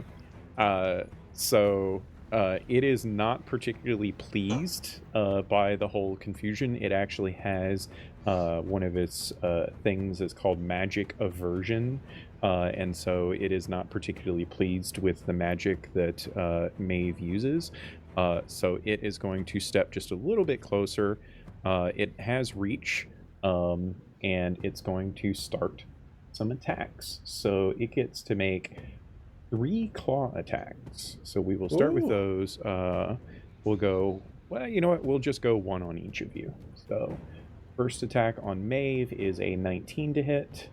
That The hits. two on Maeve and Syra at disadvantage. Oh, right, because of the thing. So, Goading attack. Yep. The goading attack. So that's a 22, so the 19 still hits. Dang. So that is 12 points of slashing damage.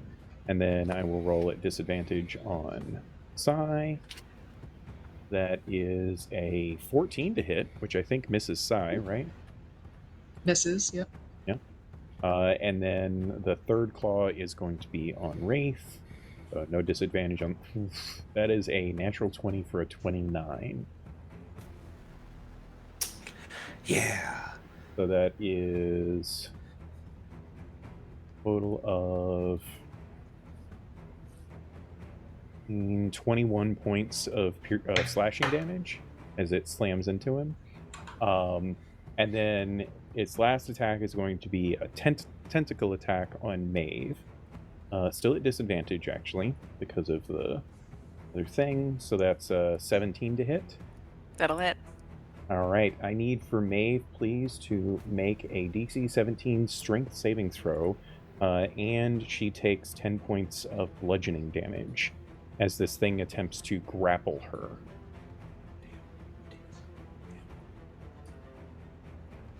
It's 12. All right. So Maeve is grappled and brought close to this creature, as if it is attempting to bring her into its mouth. We shall see what happens with that potentially next turn, if we get there. That brings us then to Maeve. It is your turn. You can attempt to use your action to break free of the grapple, unless you have some other cool thing that lets you escape such things. I don't. And for what it's worth, you are actually restrained by this creature. I thought that might be the case. Can I give myself guidance? Are you concentrating on anything else right now that you want to be concentrating on? Is confusion concentration? Yes. Damn it. Okay. Well, I'm gonna try to get out. I don't have high hopes. We'll see. To answer chat's question, this creature is an elemental creature that resembles a spider-like crab that has no eyes and can go burrow itself into the ground and essentially cause a lot of mayhem. There is rolled a a 10. full picture for it. You were attempting to break the grapple? Yep. That unfortunately fails. I'm shocked. Shocked, I say. Any bonus action or anything that you want to do? Nope. All right, that brings us back to the top of the round. Wraith, you are up. I'm gonna continue slashing at this thing to get it down. For what it's worth, you do have a friend threatening it now, so you will get sneak attack on at least Sneak one attack. of the attacks. Yeah, we're gonna go here on this one, hopefully. All right, so this one's gonna be with the adamantium dagger. That is going to be it's a dirty 20 to hit. That hits. Beautiful. It's gonna be 5 points of damage on that one. Plus sneak And then attack? Rolling that now with an additional 10 points of damage, so it's 15 on that first go through. All right. And then, unfortunately, second attack's going to be with the glass carver. That one's going to be a 19 to hit. That hits. Beautiful. And they get 7 points of damage on that one. Again, not quite as effective, but still some damage. Perfect. And yeah, I'm just gonna, like I said, just keep chipping away at this one with my bonus action with my other Okay. offhand, but this one is with the adamantium dagger. That's a 18 to hit. That hits. Beautiful. Slash, slash, slash. Fury blades. It's just ferociously that, like, Yep. it's kind of like when Drax was stabbing, it just, just on the side of it. That was going to be an additional 5 points of damage. Nice. All right. So, as Wraith goes full Drax mode on this creature, cutting away chunks of flesh, Maeve being like slowly drugged towards its crystalline maw of razor-sharp teeth used to grind the earth, it now comes to Sai. Am I within melee range of it? Technically, Yes, technically just you're within melee spell- range. Sure.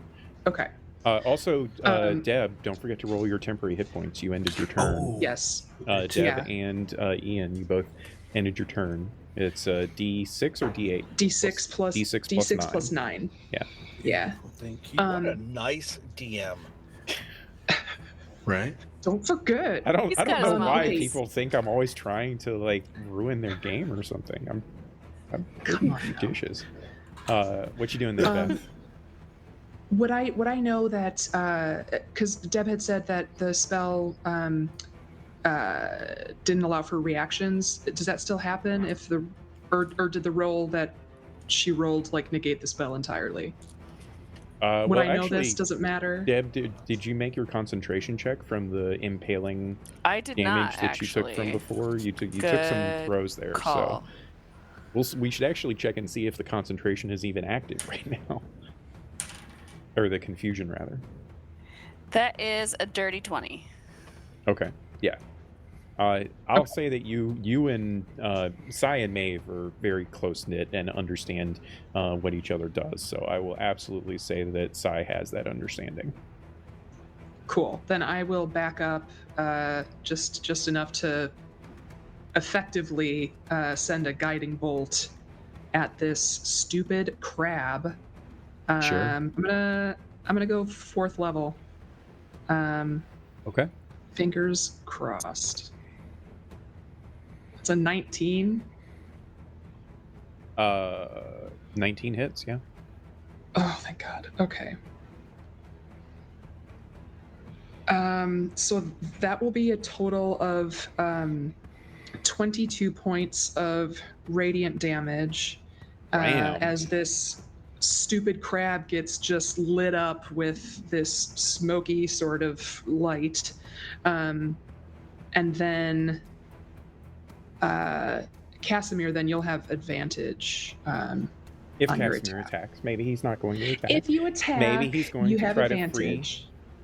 Maeve, we'll see. Are you doing anything Maybe. else, or are you all done? That's it. That's what I've got. Okay. Wonderful. So as this thing is takes that blast of radiant divine energy that is kind of wreathed in twilight luminescence, you can see it clinging to its form. Casimir, what would you like to do? Casimir is going to see what's happening with Maeve, and he is going to have a moment where he panics for a moment, but he chokes that down. He compartmentalizes it for a moment.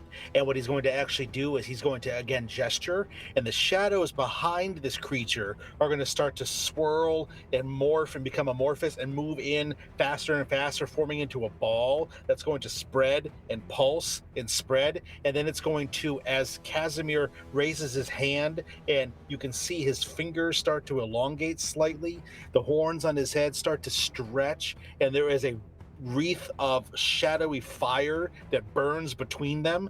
And as he pulls his hand back, the swirling shadows behind this thing explode into a fireball made out of shadows. I cast fireball, drawing Okay. upon the strength of my patron. So he needs to make a dexterity saving throw. Dexterity is not his strong Incredible. suit. Of I 18. did roll a natural 19 though. Okay. -1 for an 18. 18 is the DC. Oh, So it's going to take half damage of 10d6 fire. Light him up. Okay. 10d6 is going to be. Let me group these here. Okay, so the number I'm going to give you is going to be the half it's going to take. okay. It's going to take 26 points of fire damage. Damn. Hell yeah. So And- as this fire just shadowy fire just fills the chasm, Wraith and Maeve, you guys both wince as the heat comes dangerously close to the two of you, just barely not within the radius of this this shadowy flame that has been summoned up by Casimir. Is there any additional effect, or is it just straight damage for you? It's just like casting the fireball spell. Right. Yeah, so as this happens, the creature like writhes in agony.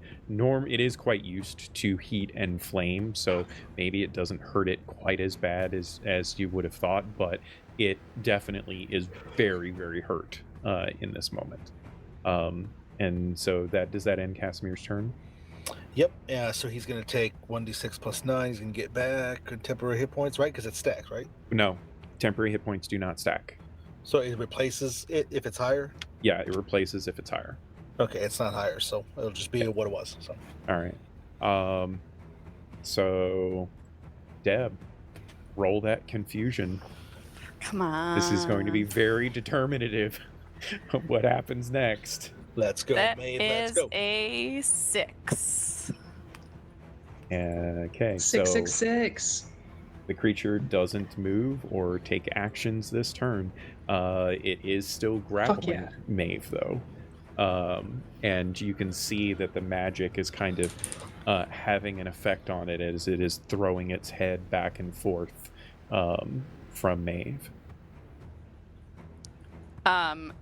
It also can take a wisdom save roll to see if it can Oh, well, I break should free. have done that last turn. I forgot about it. Yeah, that's Sure. My okay. bad. Well, I'm going to give it advantage on this because it has advantage on saving throws against spells and Figures. spell-like abilities. So, it's a wisdom save. That is a 23. That'll beat it, so it's no longer confused. All right. Balls. It is Maeve's turn. Since that spell is no longer in effect, I'm now going to cast guidance on myself. Go ahead and, before you do that, go ahead and roll a insight check, please. Okay. Is Maeve proficient in either nature or arcana? Nature. Great. Go ahead and give me an insight check, please. Natural 20 for a Yeah. 28. Yes. So this thing has no eyes, so you're not like looking into its eyes to understand this, but as the confusion wears off of its wears away from it, no longer affecting its mind, you can kind of surmise from its body language and like just general expression that it has like closed its mouth and seemingly is agitated and wanting to flee. Okay. And you can kind of feel its grip loosening. It hasn't let you go, but its grip is loosening a little bit upon you. It is severely injured. Okay. Good. Great. I'm still going to try to get free. Okay. That is a 17. That was your target. Oh, yes. All right. Great. Yeah, so you leap down out of its form. Its grip loosened up enough on you. You're able to like wedge your staff in and kind of separate enough, create enough of a gap in the tendril. And you can see the tendrils of this creature are very, very large and muscular, and they almost are amorphous in a way in that they extend, and when they extend, they can become quite thin and long and very prehensile in the way that they activate, or the way that they move. But as they're like coming down, and as Maeve got close firsthand look at this, as they're coming down, they slam almost like a big meaty fist, and then they elongate and wrap around the creature and such. So there was definitely a consciousness there of it like loosening its grip upon Maeve in its efforts as it's getting ready to try to flee when it can. Great. And Maeve will yell, "It will flee if we let it go." Is Maeve going to do anything else, or is she done? I think she's done. All right, that brings us back to you, Wraith. If you wanted to re-roll your temporary hit points, you can. Like if you rolled shitty, they don't stack, but you can. Feel free. So, are we gonna let it go, or do I hit it again? Destroy it. Wraith has to make a decision. Oh man, I'm having such a good time. He's gonna call out to it, just Chaos Gremlin, Shoo! Go away! You're done. What's up, Bleak Season? Thank you Give so us much, a Bleak Season, for the raid. raid. Welcome, Hey. Raiders. Our party is currently Howdy, fighting a elemental crab monster.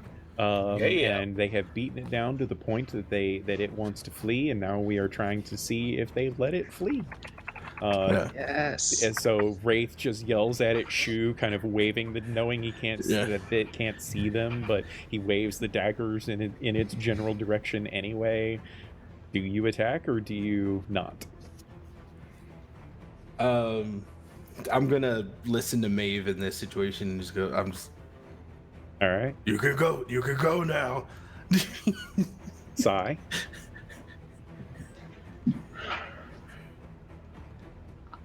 I'll have some magic crackling at my fingertips, and I will hold another casting of guiding bolts in the event that it's okay. I know what you're going for. So, yes, you are endeavoring to let it flee. Does Casimir do the same? Because of what happened last fight, and because of the fact that this thing just tried to kill Maeve, Casimir is going to cast Eldritch Blast at it. I did not say you could leave! And just, he's going to toss. It looks like he's ripping these balls of shadowy flame just out of the air and chucking them at this thing. All right, the first one is at advantage. Cool. To attack. Oh shit! Nat 20, baby. Okay. It's my gentle guy. So that's gonna be Nat 20. Explain to me how Casimir destroys this creature. Fuck yeah. Okay. So what happens is, as I pull the shadows and I grab a hold, it's almost like Casimir grabs a hold of the darkness of the cavern and rips it into a flaming shadow ball in his hand. And he throws it, and as he does, he comes in with another one beneath and chucks it as well. So the two move forward, and as they converge and slam into the chest, face, whatever of this thing, there is explosion as the rock kind of its carapace splinters and crackles and shatters away as it drives back. It staggers back towards the edge of this little ledge it's by, and it's shrieking, blows up. Yes, that's a very poignant term. As it begins to shatter and stumble backwards, it does in fact explode. And so any creature within 15 feet of it needs to make a dexterity saving throw. DC 17. I did come to kill you all. It's a 19. This is for you, 17. Glass Jaws. No. Woo! I also got a 19. Okay, so you guys take half damage, so you only take 14 points of damage as this thing. My 10 points. As this thing explodes in a violent burst of elemental energy, and as you all like recover and recoil from the explosion, you can see Casimir standing over the side, wreathed in flame and shadow, as he has ended this creature, kind of breathing heavily from his very obvious horrific wounds. You guys can see this chunk of crystalline stone in the rubble of where this creature once stood. And as it sits there, you can see this pulsing energy, almost like a heartbeat, within the stone before it begins to slow and the stone and crystal turns black. And that's where we're going to take our break, ladies and gentlemen. Child. Thank you so much for sticking around through that long combat. But I hope a fun combat, nonetheless. Brutal!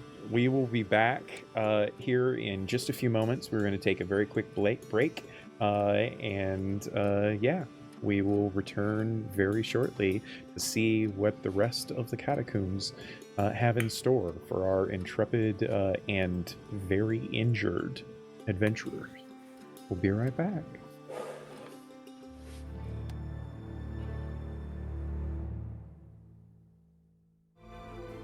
Welcome back, ladies and gentlemen. Thank you so much, Onyx Path, for another raid while we were on break. That's 3 raids tonight. I love all of you guys. Very much appreciated. We love everybody that comes to join us. Even if you're sent here by someone else, we still love you guys too.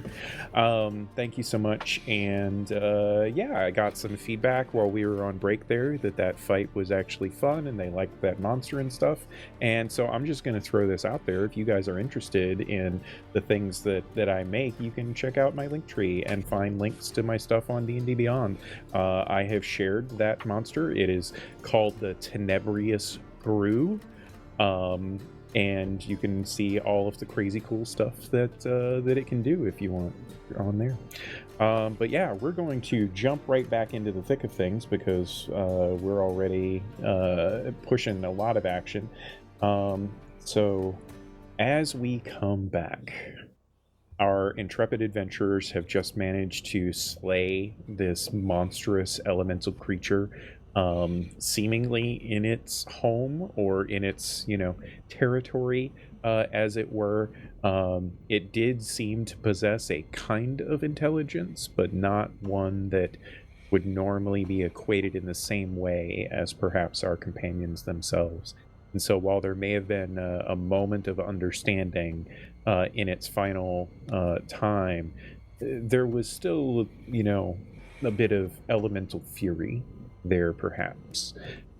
So as everyone is picking themselves up off of the ground, battered, beaten, and bruised, I would like to know what it is that you all would like to do in this aftermath. Oh, So after- you lost Ian. Hopefully he comes back soon. Go ahead, Kev. Oh, I was just going to say, after a few minutes of breathing heavily, the shadowy flame that is wreathed around Casimir's head is going to slowly kind of fade away. The horns are going to be less pronounced. He's going to kind of collect himself a little bit more, and you'll all see that he kind of looks. And if you guys are noticing what happened with him, he'll just look at you all and then kind of just look away and go back to kind of maybe being a little bit quiet like he was after the previous fight in the Sand Scorpion Inn.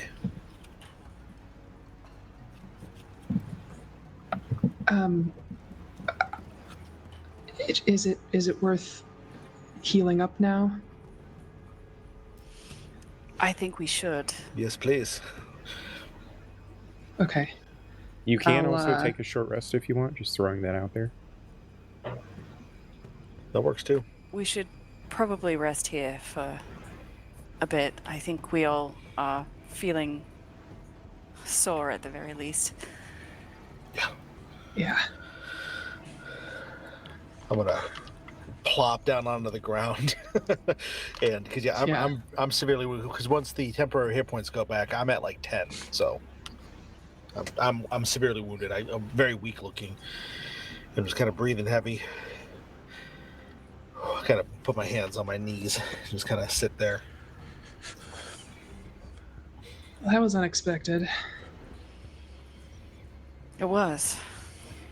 That was crazy. And I'm the one with the anger issues. Did you see it? What was it that you yelled? No, I did not say you could leave. That was crazy. That was. Yes, I was a bit wrapped up in the moment.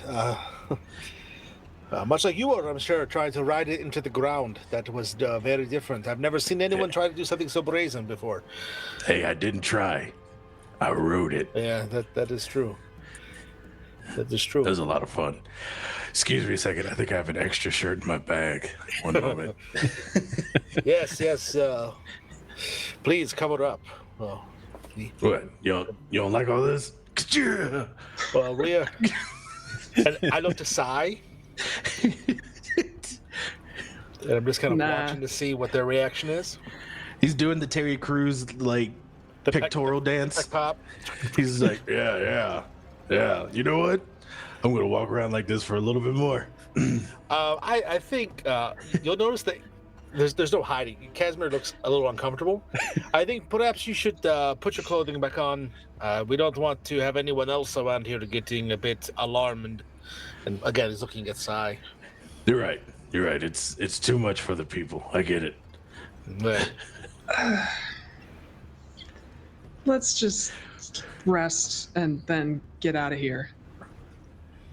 Quickly. So you guys can take your short rest. You can spend hit dice and recover lost hit points, get any other benefits that you get from taking a short rest. I'm assuming that someone goes over and investigates the bodies that had initially kind of caught your attention when you came into this place. Oh yeah, those.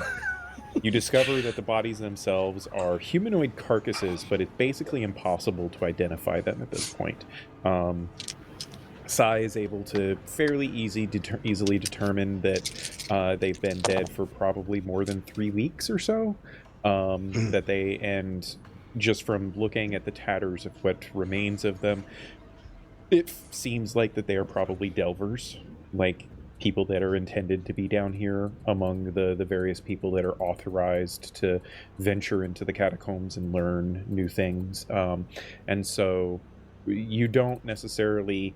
There's no cause or anything that would indicate that these people did not just succumb to the natural threats that exist, one of which you just experienced. And there's probably other types of creatures too, as many of the injuries upon these, although aged from having been dead for so long, are smaller than what the creature that you just fought would have caused. However, amongst their belongings, like I said, most of which is tattered and destroyed, you do find a few things that are not destroyed. For one, there's a very nice scroll case that when you pop it open and look into it, you find 2 scrolls of comprehend language within it. You can see that they are marked with the official seal of the Magocracy, indicating that these individuals were probably sent down here under the authority of the Spires and with the Spires' support, because generally speaking, it's hard to forge such credentials as that. There's also there was 3 bodies in total, and one of them was holding the scroll case. One of them has a pair of goggles that are easily identifiable as goggles of night. And then the other, you see a particular interesting set of spectacles kind of laying just off to the side of one of the bodies that are in immaculate condition, and also easily identifiable for a party of such skills as yourself as eyes of minute seeing. Nice. Oh, and then lastly, also on the person that had the scrolls, is a peculiar compass that seems, it doesn't seem to have a point for north. It seems to point in the direction that you came from. And this one is not easily identifiable. Anyone that is proficient in Arcana could potentially roll to try to ascertain its general capability, though. I'll try to take a look at it if I could. Sure. Arcana. 15. Okay. So you don't know exactly what it is. However, there is an inscription on the back that is written in the same kind of arcanic language of spells and spellcraft, particularly of the kind of the arcane premise, that says, "Follow the path unseen until daylight is gleaned." And you don't, like I said, know exactly what it is, but you're fairly certain that it's a compass that is designed for this place and will guide you to an exit. Oh, wow. Cool. So I'll relate it to the party, of course. I'll hand it to Maeve, since she's kind of leading, and that way she has it if she needs it. This seems useful. Any of those scrolls can help us do the fly thing again? Not these in particular, but we... Damn. If your ability to understand languages is going to help you fly, then perhaps I don't see how that would work, but maybe. Wraith looks at Maeve like, There's no way that I can make these help you fly, but All right. we will keep searching. Yeah. I mean, it's a fair question from Rafe, given his previous experience with scrolls. Right. So yeah, you are well within character. You are able to. I hope that at some point I get to see you actually play like a wizard or something, because I think that could be fun. Your short rest, despite being wary of potential threats such as the monstrous elemental creature that you had just fought, you do manage to complete your short rest within, maybe a few tense moments of feeling the natural quakes of the catacombs here and there, but nothing threatening comes of it. And so as you kind of dust yourselves off and prepare to head out, is there any last minute thing that you wish to do before we continue your venture down to the temple? Is it possible to harvest that crystal that held that pulsed?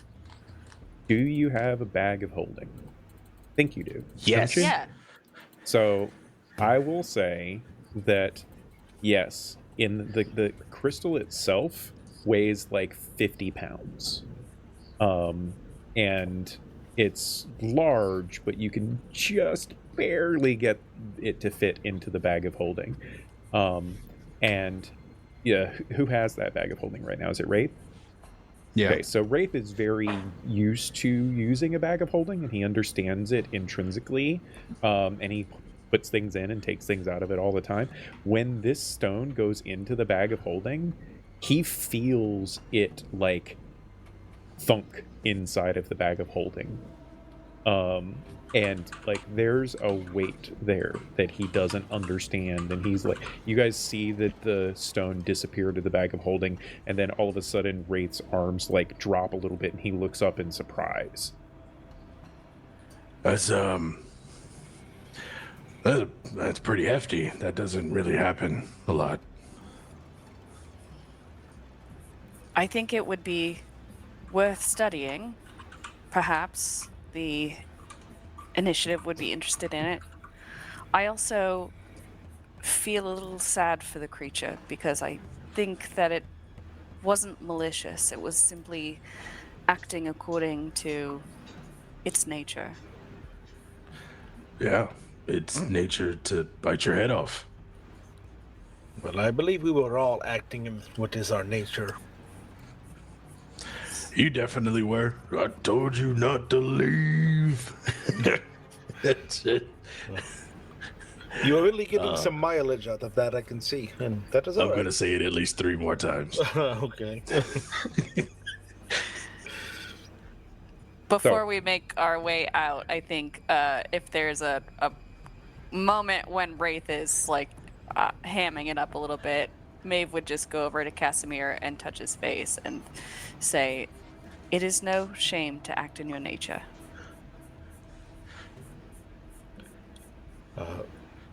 And when he looks up at you, you have maybe a little bit of a remembrance of when you first saw me, when I was a child, and I look at you that same way, where it's a little bit of wonder, a little bit of respect, a little bit of like that distant, kind of like when a little kid is meeting like a firefighter or somebody who's like a hero or something. Just it has that look of just really big admiration and respect. And I just nod. Thank you. You did well. Shall we proceed? Yeah. Wraith leads over to Sai and he goes, Then he thinks you and I have a thing. Look at that. You ever see somebody look at somebody like that before? I really just don't have the energy for this shit. Sergeant walks off. Well said. Golly. What? What did I say? Well said. So, Ian, Wraith has dark vision, right? yeah, up to 60 feet. Okay, so technically speaking, Deb, you could just don the goggles of night if you guys wanted to actually move in the darkness at this point. It's up to you, though. Doesn't require. I don't think it requires attunement. I think maybe some of the others do. If anyone wanted to attune to, I think it might be the eyes of minute seeing. Need it, but that's up to you guys. You could have done that during your short rest. But you do continue to make your way. Making the way? You continue to make your way towards the temple. Maeve, despite her previous injuries, her amazing survival roll from before, I'm just going to let that carry through. You guys have decent enough directions, and Maeve, you are able to relatively well continue your navigation through the myriad of tunnels and chambers of the underground passages that inherently are quite difficult to navigate. Like, the rest of you have no friggin' clue where you're going. Like, you've gotten lost 10 times over at this point. And Maeve is kind of just momming her way through this, guiding the troop. And it takes many... Each of us are holding hands in a trail behind. Never been on this field trip with Miss Frizzle.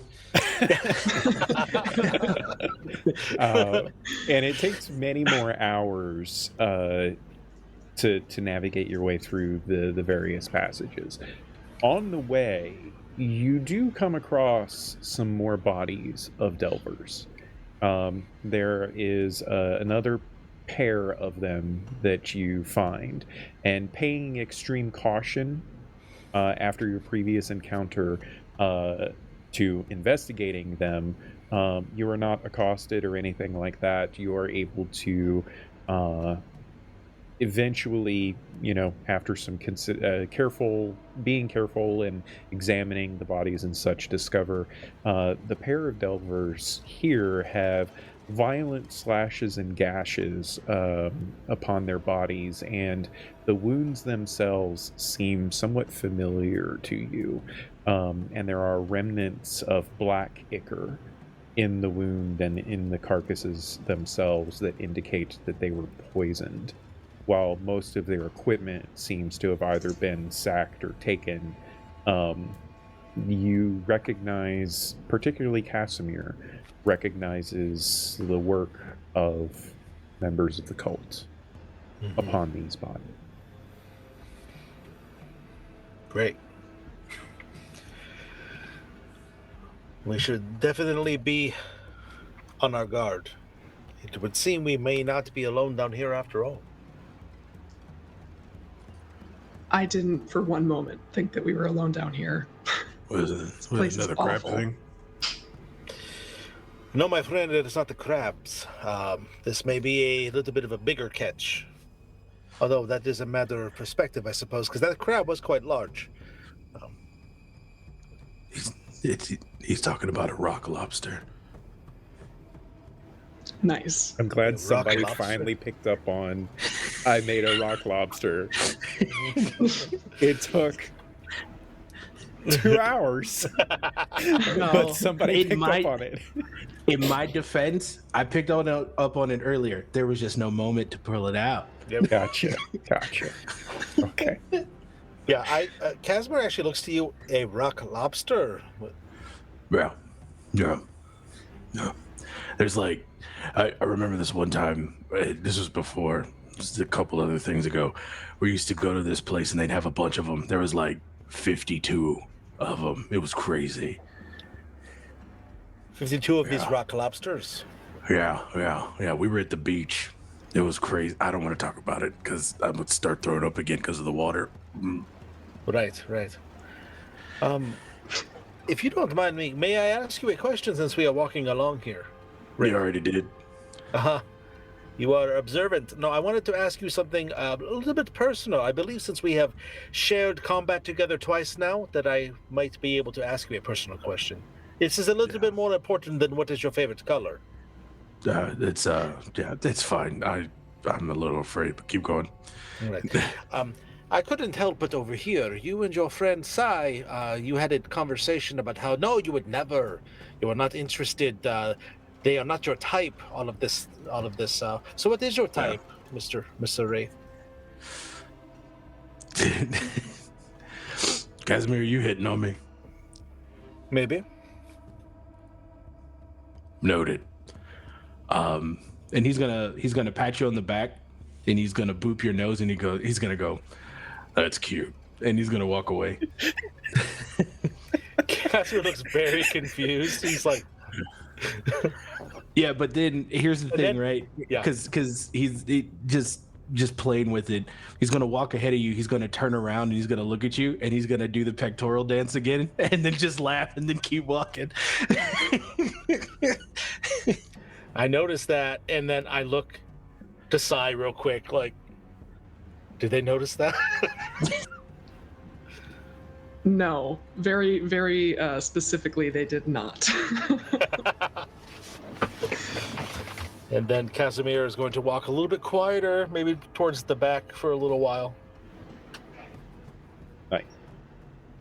So, as you continue on your path towards this, once lost temple, in the darkness this time, thanks to Maeve no longer needing to summon light in order to see, there is almost a pressure that you can feel building up in the back of all of your minds.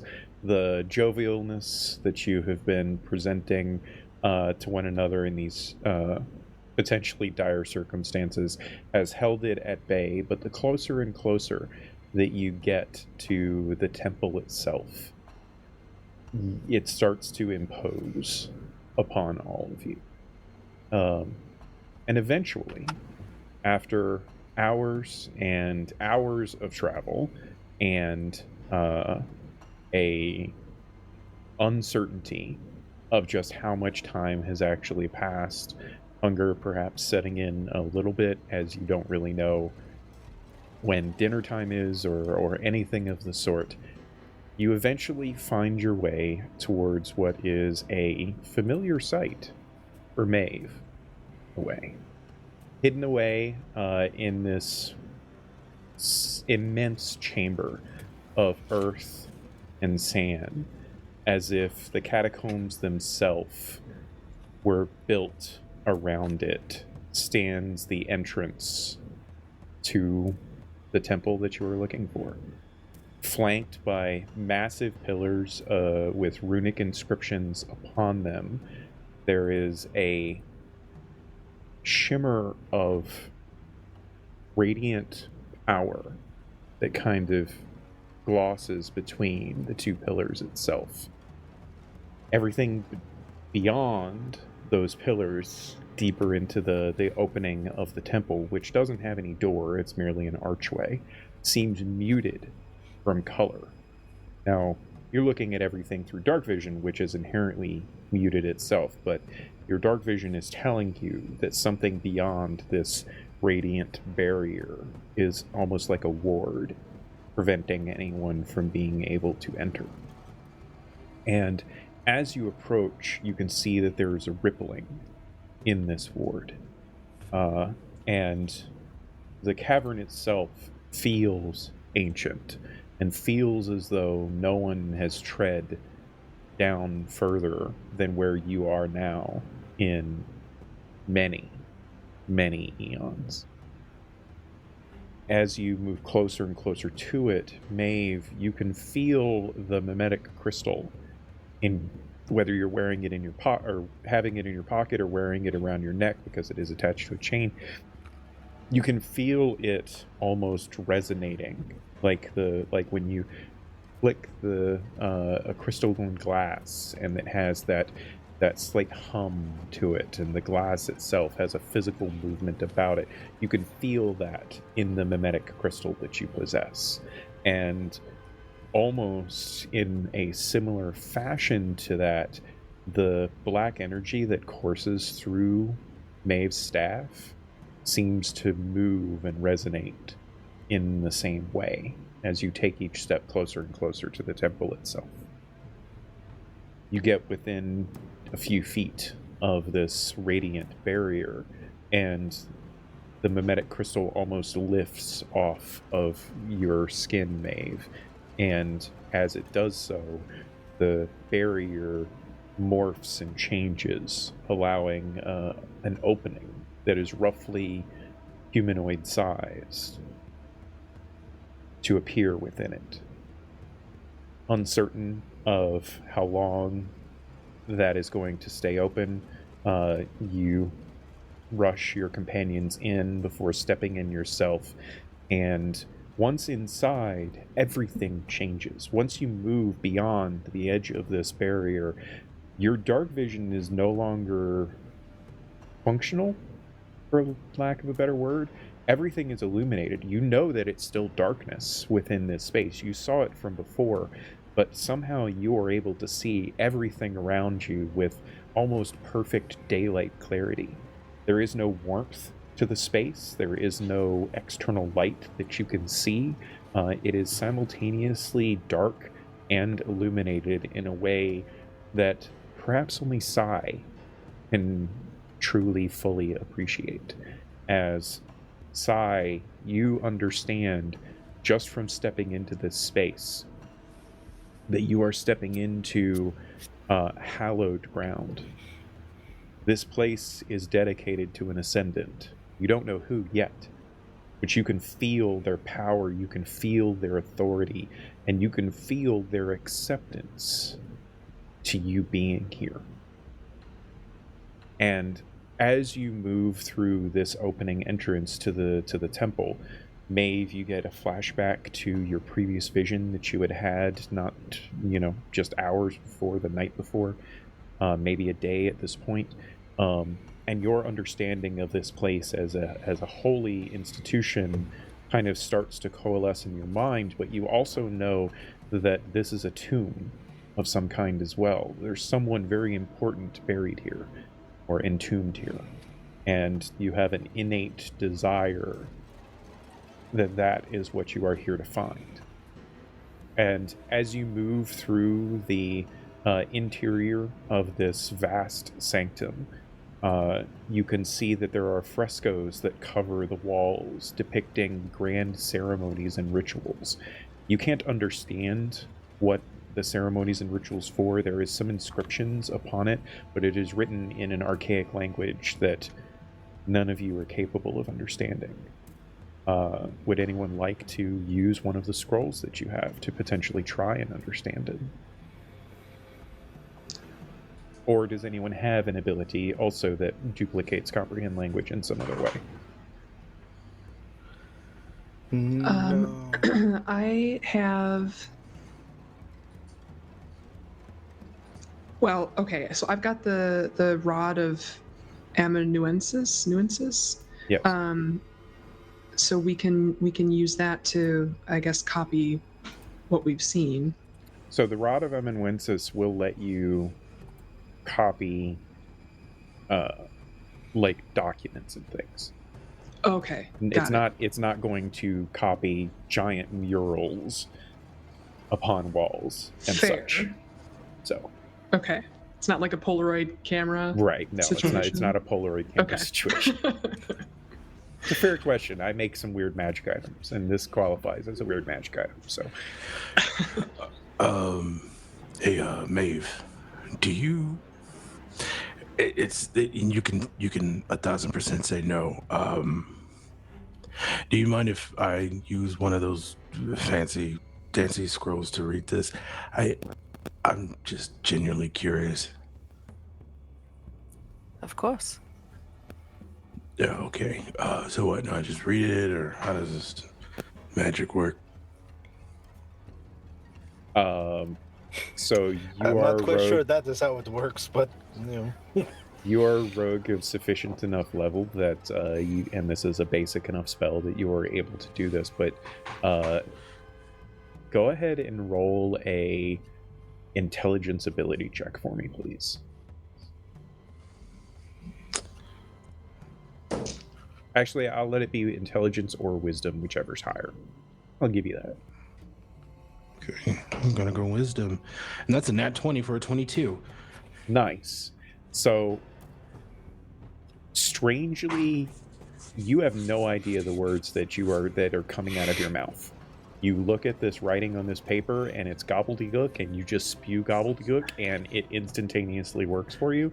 And it's you weren't even sure you had finished reading it before you can feel the magic kind of coalesce in your mind.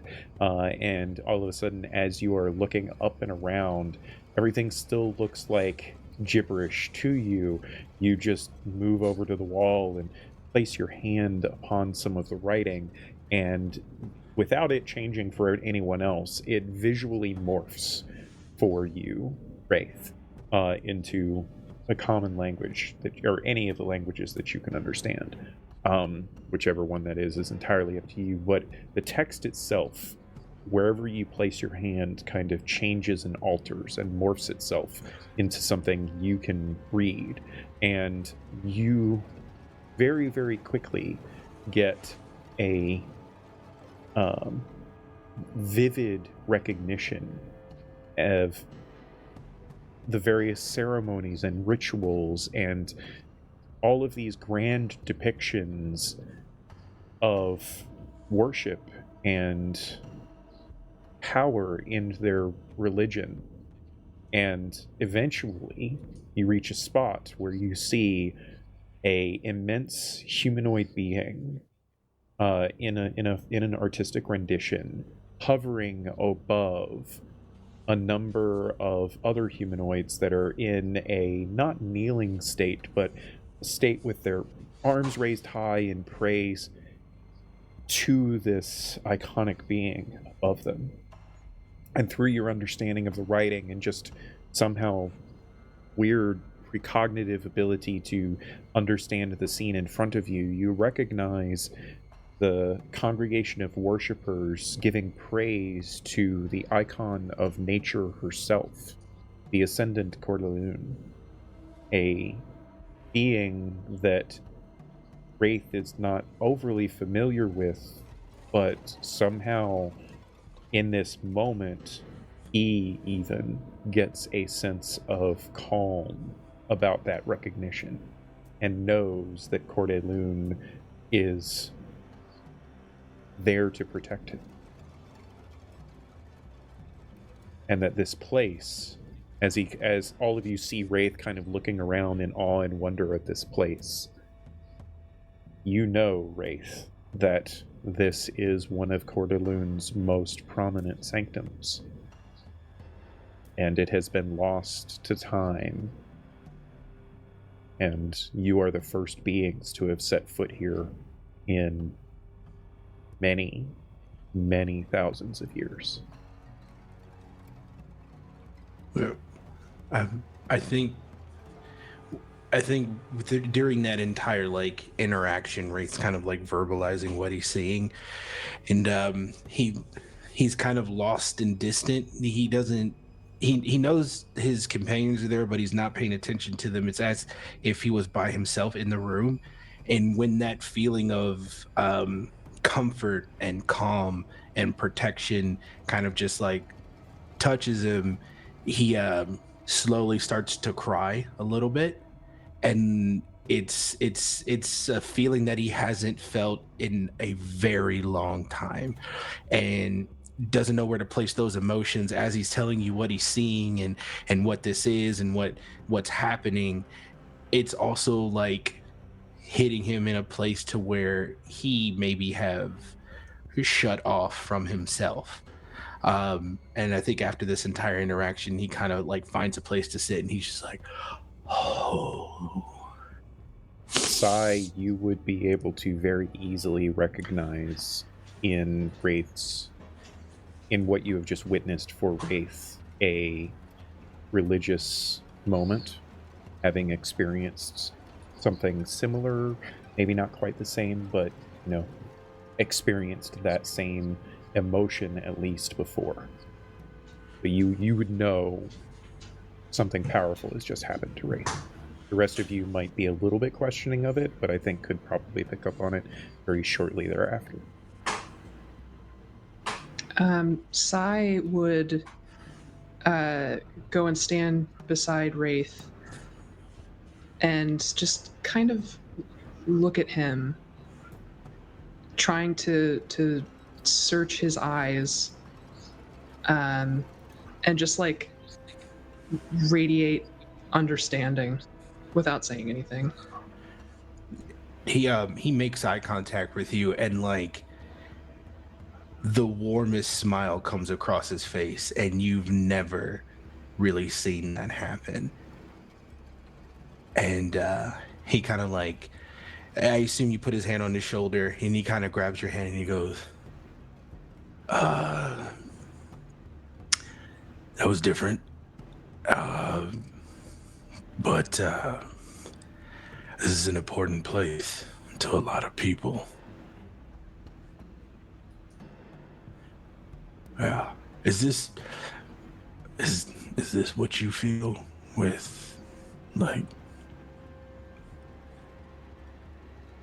Well, I don't exactly know what you feel, but I know that I've felt wonder. It's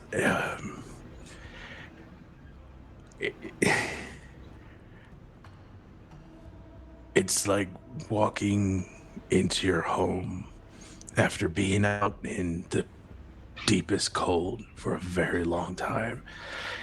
And as soon as you step in, it's just warm and inviting. And you sit down and everything's just fine.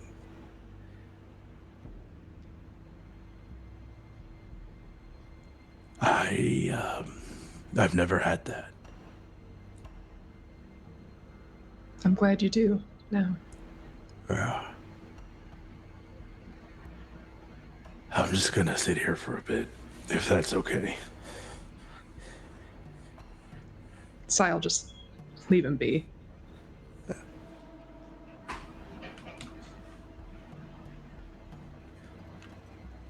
So as I'm sorry, go ahead if you want to, Ian. Just clear my throat. Sorry, I didn't mute in time. So as Sai and Wraith take that moment for themselves, is there anything in particular Maeve or Casimir would like to do? Maeve, I think, is just watching from a little bit of a distance this all unfold.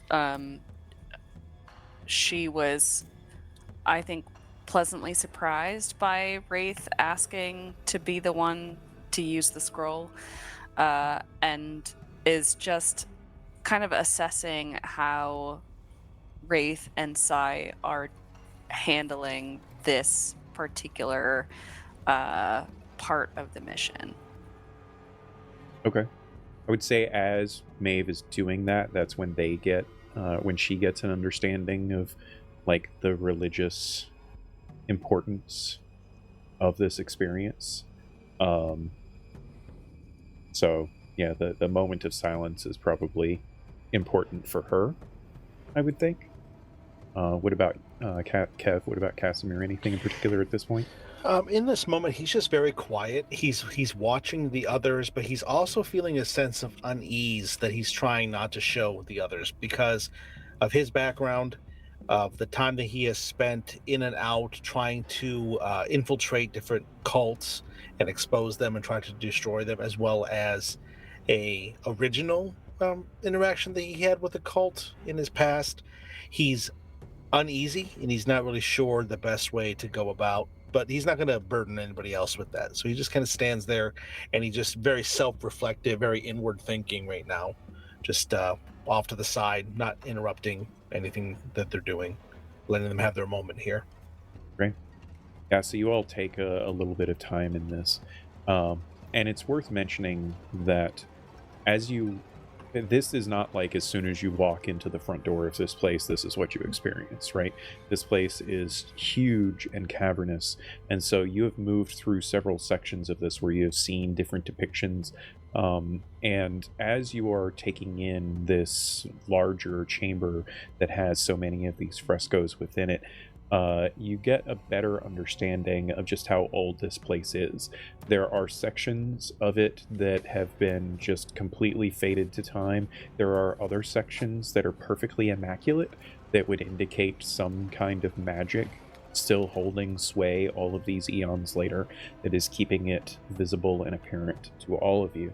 But eventually you do gather yourselves, and someone, doesn't matter who, but someone is like, all right, we've got a mission. We take a deep breath and move along. And so you all gather yourselves once again and continue moving your way through the temple itself. You realize as you are moving through the temple that there are entire sections of this temple that are now completely and utterly destroyed from rock. That this temple's descent into this underworld, for lack of a better term, was not easy. Wherever, Maeve knows from the vision that she held that this place at one time existed above the sands. And for some reason that Wraith can't fully comprehend, he has an understanding that this place existed before there was even sand. And so there's this, as you continue to move, there's almost sorrow at certain points that some of you feel for what has been lost by the partial destruction of this place. You do eventually also come across several different chambers that have quite a number of books within them as well. Most of the books, as soon as you come close to them and try to investigate, books are an important aspect for all of you in your work, because books are knowledge, right? And so you are very careful and cautious. You know how to handle old books in particular. You know that they are meant to be preserved, but even the slightest touch upon some of them turns them to dust. However, you do manage to recover a handful of different books, a couple of which are more like prayer books or hymnals of some kind, but several are journals and historical tomes and tomes of knowledge, and Wraith still possessing the effects of the scroll, and if anyone else wants to use the other scroll, it's okay, or not. You're able to very quickly suss out that the books themselves are ancient and possess story of history, not in the same way that history is written today, where it is very much like almost like an analytical account. These are almost like narrative tales, fiction writing, but written in truth of experience in a way. And you are able to very quickly come to the realization that the knowledge that you now possess, which I'm assuming is getting put into the bag of holding, the knowledge that you now possess is knowledge that no one existing, short of perhaps the Ascendant themselves, could possibly know. And it will take quite a long time and a significant amount of research to understand the extent of what it all means. However, there is one particular page that comes, and I'll say it for you, Wraith, Ian. I'll say that Wraith comes to find this one page, and it stands out to him because it is the last page of a particular book that appears to have been a journal of one of the members of this temple, perhaps one of the most prominent members.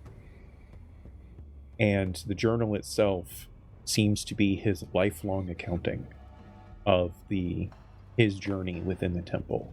And the very last page discusses in depth that Wraith can't fully comprehend.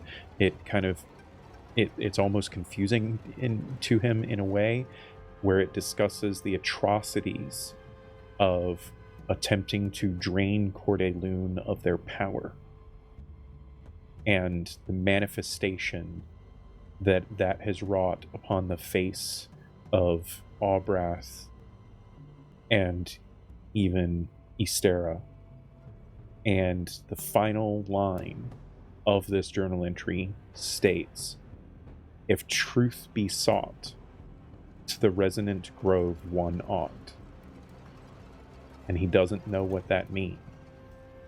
But as he says it aloud, we can get some history checks, see if anyone else might know what that means.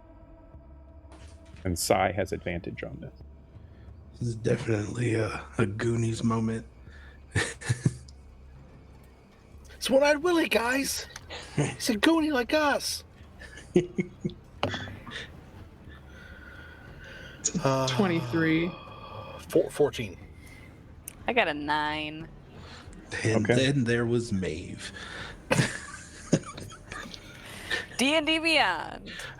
So, Beth, you know what the resonant grove is. So, because of that roll, Sai will also know what the resonant grove is. Would you like to tell everyone, in role-playing this moment, what Sai would convey the meaning of the resonant grove is?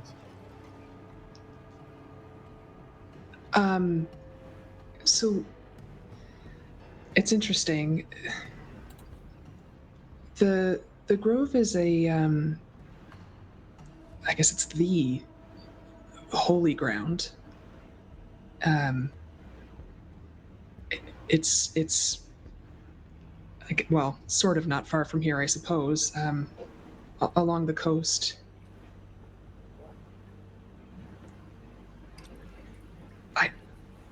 I don't know.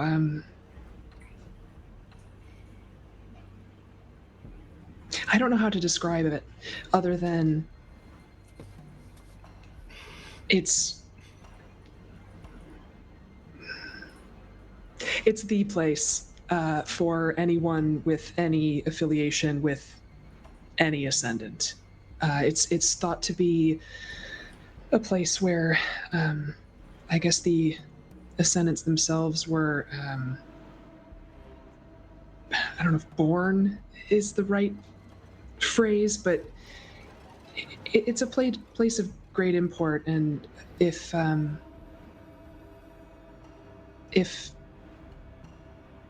we're supposed to go there, I don't know, this is just very interesting to me. This is not a place that I thought I would ever go, or that people go to. I mean, obviously people go. She's like having a spiral moment right now where, Wait. So this is a place where the ascendants, like the one we met the other time, right? Yeah, maybe. This is where they're created. Not so much. It's a nexus point of spiritual energy and ascendant stuff. Listen, I only know mine. I don't really have a ton of information on the rest of these guys. I just know what I know, but that's what I've got. And then Rafe is going to slowly turn his head over to Maeve and go, Nexus point. I What sort of connection does this have to the mask bearer? Do you believe they will Oh, threaten it? jeez. It's the holiest place in all of Ysterra. If they're threatening it, I mean, frankly, it makes sense. Whatever their calamitous shit can we throw our way? How far from here is it?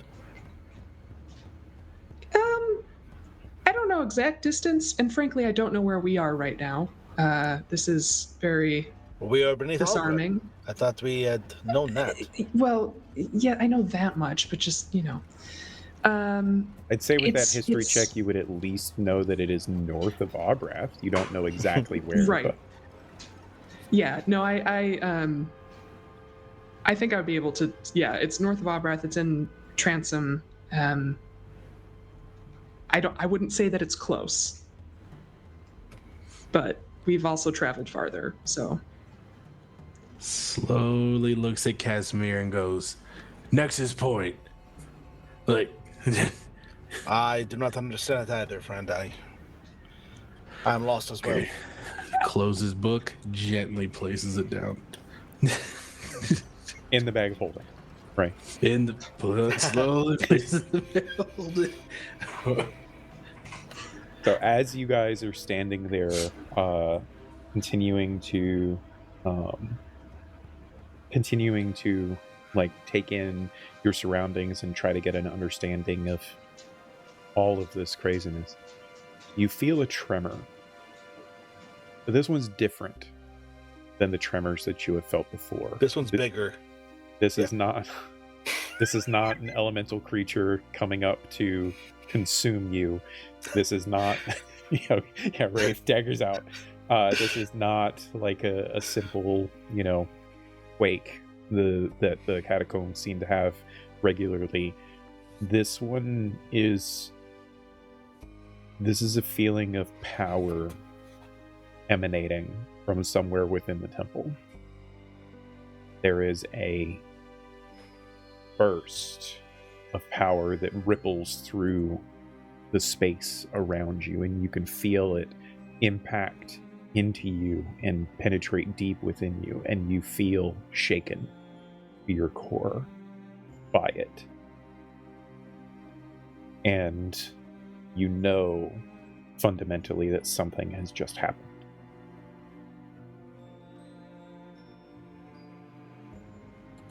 What was that? This is another one of those crabs. I it feels think it bigger was than that. definitely more powerful.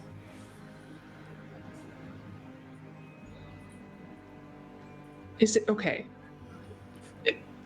Is the vibe more powerful in a horrifying monster way, or in a we've encountered great power before and this could just be like that?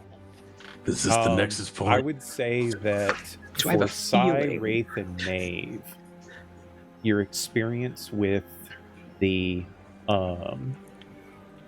lost city, the lost capital of Intrustable, when you were beneath the waves, and you had entered the holy tomb and found the ascendant, the unknown ascendant that history does not speak of. That is the kind of feeling that the three of you get. I don't think Casimir can have that same kind of revelation, but for the rest of you, that's the feeling that sinks into your souls. Immediate worrying look over to Sai. Like, What's my staff doing? Ooh, that's an interesting what is that question. staff doing? Your staff is pure white. You do not see even the tiniest fleck of darkness of the fragment of the ascendant within it.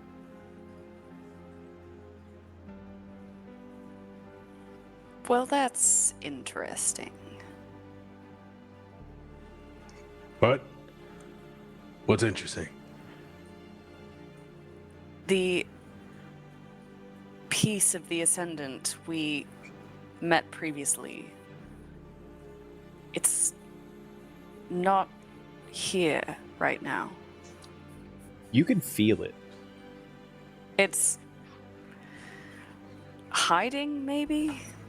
Hiding. The Ascendant in your staff is hiding, and A we're just standing fragment here. of an ascendant. There is You have not an ascendant in ascendant. your staff. Again, me, Ian, yes. Wraith, nah. Fair. I have a fragment of an unnamed descendant whom I promised to lay to rest, and haven't been able to do that yet. It resides in my staff. And it's hiding. Where will you put it to rest? In the resident, resident forest, resident field? What was it, Si? The Resident Grove? Resident grove. You will put it in the resident grove? That is not what I initially had in mind. It depends on what we find when we get there, I guess. I am more familiar with another grove. Can we go back to the fact that it's hiding? Why would it be hiding? What is Perhaps coming it's- for us now? I have no idea. Perhaps it's afraid? An ascendant is afraid. It's afraid. And there's a Oh. big, tall thing. It's afraid, and we're just standing here. I got to say, I am with Wraith on this. The ascendant is afraid of whatever just made that feeling, that sound, that noise, that Somebody disturbing. better say something, or I'm gonna start stabbing wildly. This I is can't- this. You're speculating. We don't know. We don't know. We need She to just. said- I would like to find out a little bit more.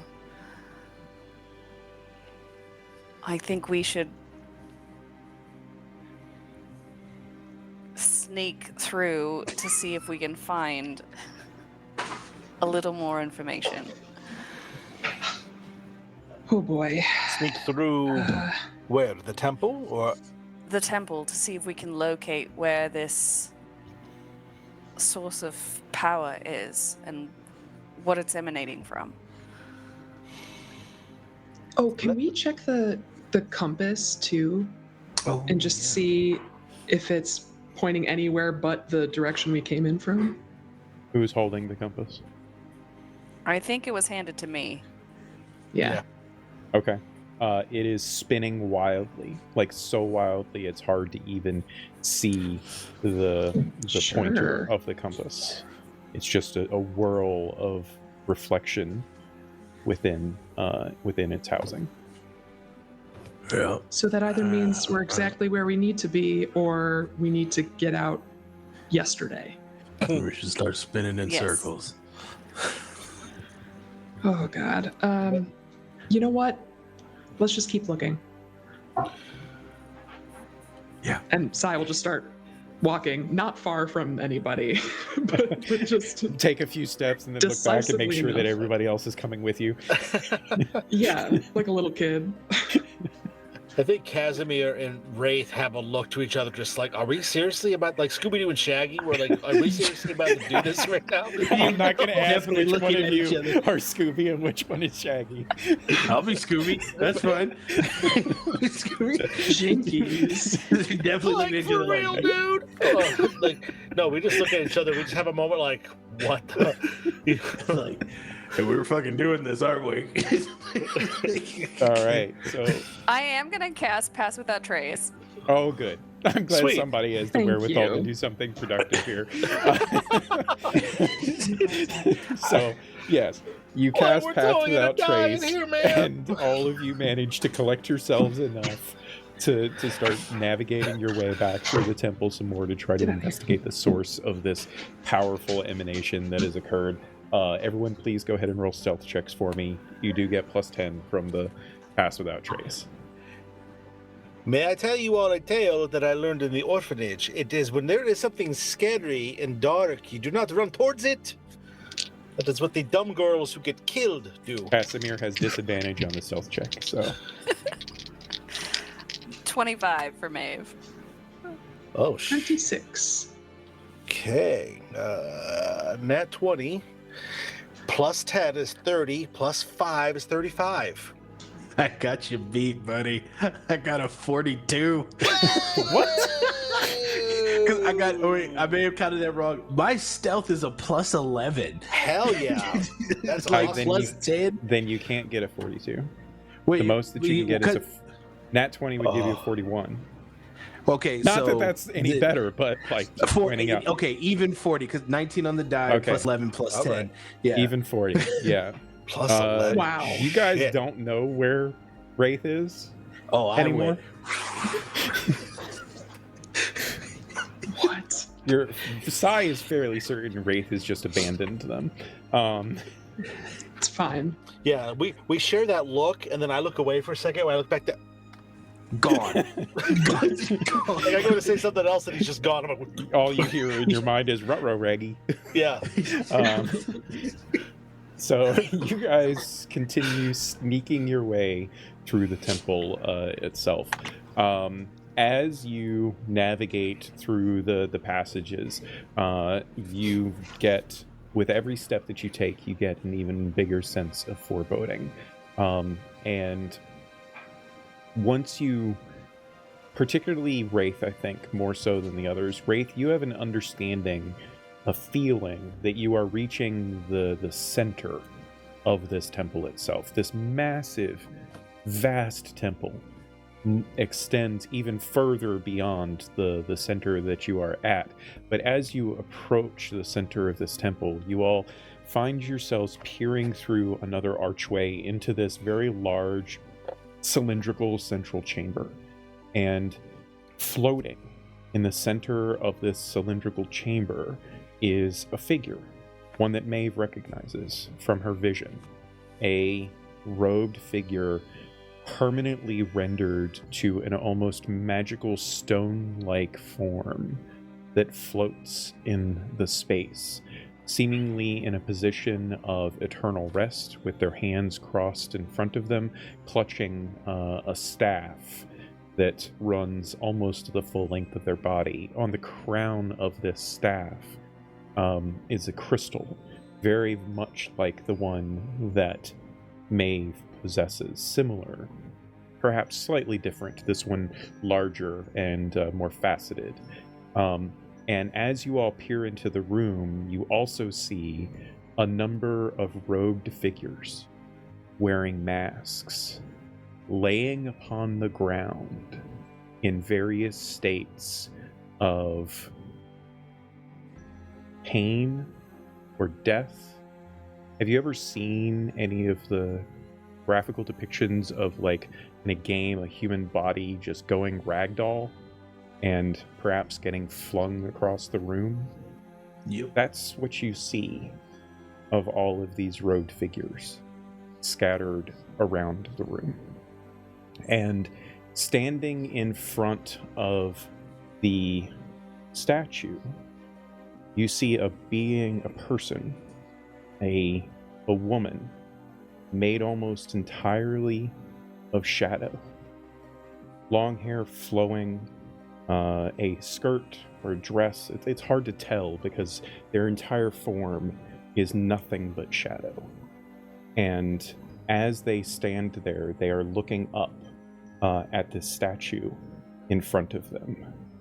And all of you hear in your minds a melodic voice, a beautiful voice that is simultaneously just enrapturing to you. It fills your senses, this singing, song-like voice that says, "It took you long enough."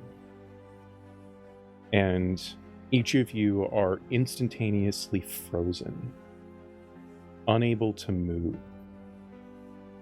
Your bodies do not register to you anymore. It's not that any of you might have, like, if you've ever suffered the effects of a hold person spell, it's not like that, where you just can't physically move your form. You no longer have feeling. You can't tell that you possess a body anymore, as all your senses are entirely overwhelmed by the voice of this woman, by the sight of what you see in front of you. And you see her form, you yourselves unable to move, as she reaches up and plucks the crystal effortlessly off of the staff. The magic that had been holding the staff and the crystal and the body itself instantaneously just evaporates as if it never existed at all, and the form of all of it turns to dust, sand, and ash upon the ground as it's like 10,000 years worth of time just instantaneously assaults the being that, whatever being that once was, as it scatters to ash around the space. You can see the bodies around you twitching, or around the room rather, twitching almost as whatever effort that took seems to affect them as well. And she turns her form towards you. You can't see her face. You can see what you think are the faintest illumination of her eyes, and there is an almost glee within them. And she conveys this similar feeling of glee upon all of you, and uncontrollably you feel the emotions of happiness and giddiness kind of roiling within you, battling against the emotions that you yourselves are feeling, fear and everything roiled into one, and the chaos of it is almost breaking your minds. And you hear her say, this time aloud, it's no longer just in your mind, you hear in the purest form of musical melody, you hear her say, I'm going to enjoy my revenge so much. And she looks up, and all of you can feel your eyes looking up as well, and you see another fresco upon the ceiling of this chamber, that of Cordeloon. And you see depictions of the holy symbols of many of the other Ascendant up there as well. And he just simply extends a hand and points, and as she points, a shatter spell ripples in the chasm above, in that fresco, rending it to 1,000,000 pieces. The power of the shatter spell itself holding those pieces in place for a moment. And you hear her laughter as she slowly fades from existence in front of you, disappearing to nothingness. And as she does, all at once, time commences back into the state of normalcy. You have full control of yourselves, and this rain of stone fragments falls down upon the room, and you can feel the entire chamber and temple beginning to quake around you as an earthquake is happening. And this, ladies and gentlemen, is where I was going to do a skill challenge to have my companions escape the temple. However, because of time's sake, we're just going to assume that TPK. Sure, we get it. Yeah. We are going to assume that our illustrious heroes are going to be able to make their way out of the temple, because we've got a story to tell next week, and I would very much like to get to continue to tell that story. So, I'll give each of you an opportunity in this moment. What types of abilities or, skills or stuff do you think your character employs to escape this temple as it is caving in upon itself? I mean, I'm popping that potion of expeditious vapor. Yep. Right. Right. Yep. Yeah. Real quick. Yeah, we all do that. Let's get out of here. Yeah, I use Trickster's Escape to have freedom of movement in case anything tries to pin us or anything, and I can maybe even Misty Step if I have to. You know. Just leaving your companions behind, letting No, them no, die. no. I'm not going to do that, but I'm going to make sure I definitely am at the last one. It's like when you're trying to run away from a zombie. You see, I don't have to be faster than the zombie. I have to be faster than at least one of them. So it's kind of like when you're running out. That's true. You know, I just have to be faster than Indiana Jones's hat. You know, I don't have to be faster than it. You know what I mean? So, that's how I look at it. But Oh God. Sai will throw up. Period. Throw And up, also yeah. will there's that to start. Yeah. will utilize I'm gonna propel another you if channel you do it divinity. I'll do the Twilight Sanctuary, so we'll just be, getting those temporary hit points again, just trying to shield and protect my friends to the best of my ability as we Stone book and it. chunks of the temple just batter your friends, and the zone of twilight power just giving them temporary bolsters to their health A little to bit. push through. Hell yeah. At some point, Rafe just gets a full-on fresco to the face. Just very dramatic spin around. What about Oh, you, man. Dad? Is there anything in particular that you think Maeve employs in this circumstance? Not really. I think everyone else has it pretty well covered with the expeditious vapor for sure, and then Maeve relies on her companions to get her through for once, as opposed Yeah. to her getting Yep. her companions through. I dig that. Yes. So as you all propel yourselves through this crumbling temple, eventually reaching the front entrance to where you came in, you throw yourselves away from it as the entire chasm itself just completely crushes it and obliterates it into nothing. You now are the only ones alive to realistically know of its significance or even its true existence, and potentially the handful of books that you managed to recover that hopefully, since they were in your bag of holding, do not suffer the effects of losing the magic that had once been preserving them, hopefully will let you carry through some knowledge into the next generation. You have an understanding that now that this entity, which you can only assume to have been the mask bearer, that had been using the cult for whatever machinations that they desired to get the object that they desired, now seeks vengeance for some reason, perhaps unknowable, perhaps you'll never know. Vengeance against the Ascendant themselves, and now seems to possess some kind of means for exacting that vengeance. That, ladies and gentlemen, is where we're going to call it for the night. So, thank you so much, everyone, for joining us this evening. Huge shout out to all of the raiders that joined us. That was so fun. Very much appreciate everyone joining us and being in chat and watching all of this crazy fun that tonight was. We're going to go around the table and let all these fine folks outro-duce themselves, tell you everything that they've got going on.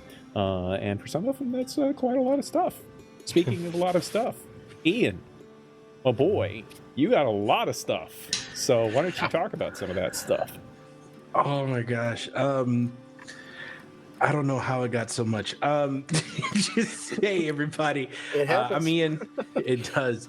I'm Ian, or you can find me on any of your social medias at your boy Big, which is YABOIBIG. And of course, I played Wraith, the rogue fighter here, who had a little moment there, kind of coming out of a bit of a darkness and now back into a falling chasm, which is a lot of fun.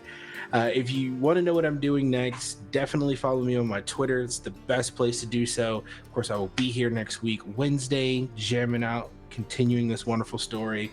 Friday, I'll be doing something pretty cool that I'll let Kev talk about, which is going to be a lot of fun. I'm excited. Sundays, of course, I'll be on the Magic RPG channel, playing in their Icewind Dale campaign. And yeah, if you like listening to podcasts, go to your local podcast streaming where you can go to Emergent Code and you can take a listen to our Digimon themed actual play, which that is also a lot of fun. And if You that's guys not have a lot enough of fun for you, with that. There's some laughs.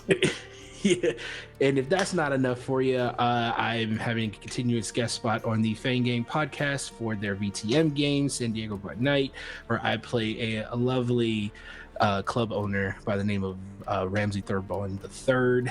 We ran into some water zombies. Don't know how that happened. So yeah, I do have a lot going on. There's more. Follow my Twitter. And water zombies would have to be Wraith's like purest nightmare, wouldn't it? Yeah, It would be absolute. That's nightmare fuel. For Nice, love it. Thank you so much, Deb. Why I don't you figured tell? you'd say, speaking of nightmare fuel, Deb. Well, if Kev was going next, maybe, but That makes you're sense. next. So, Yeah. you know. Hey, it's me. I'm Deb. I am not on Twitter. And I am on Instagram at @dsweats. And Blue Sky also. I'm here on Wednesdays. It's so much fun to be here, and hopefully I'll have some more things popping up soon. But it's great as always to play with these wonderful folks. So thanks, Miko, for a fun game. Indeed. Speaking of fun games, hi Beth. Hey, what's up? That is a decent intro. I'll take it. Could have been worse. I'm Beth. I am here and on the internet at Beth Masco. You can find me here on Wednesdays for the foreseeable future. And I've got a couple other things coming up soon. Not quite boot in a boot in the world yet, but you know, there'll be things. I'm excited. It's going to be great. I can't get over the crab. Today was a lot, okay? Can't wait to see what's next. You liked the rock lobster? I did. Nice. I liked the rock lobster too. Speaking of rocky things, Kev, always rocking I thought the you were going to say, boat. speaking of a rock lobster, so rocky things. You're a little paler yeah, hi. than normal rock lobsters. But... You know, I'm like a vampire. I'm pale, and then inside, and when I go outside, I instantly burn to a crisp in the sun. So you know, that's how I roll. But anyway, I am Kevin, and I can be found online at the socials, Kevran Games. I'm one of the production staff members, along with Miko and Beth, here on the channel, helping Jeremy create really cool content. So we do some stuff with that. I got some stuff coming up for that in a couple of weeks. We'll talk about that a little closer too. But when I'm not here, I'm also on Murder Hobo Inc., where we do really crazy beer and pretzel style stuff, where I play a bunch of fun characters. And also on Fridays, I am the U.S. ambassador and the host of La Nocturna, which is a Twitch channel that we tell a grimdark fantasy setting. Our boy Big right here, Ian, is going to be in the next arc starting this Friday. It's going to be him, Katie Brennan, who's amazing. Brian Helix is awesome as well. Everybody's amazing. It's going to be such a great arc. You got to just get there. It's really cool, but it's a really cool grimdark setting that we love to play. And come hang out. Annika's going to be there too. So yeah, come hang out with us and see what you like. But Miko, thank you. I'm sorry to be back tonight, and I'm glad to be sharing in the adventure with everybody. So thank you. Indeed. Thank you so much as well. Thank you to all of you. I enjoyed tonight's session much more than I thought I would. I was worried because there was some pretty severe threats going on, but you guys handled it, and with a lot of fun thrown in too.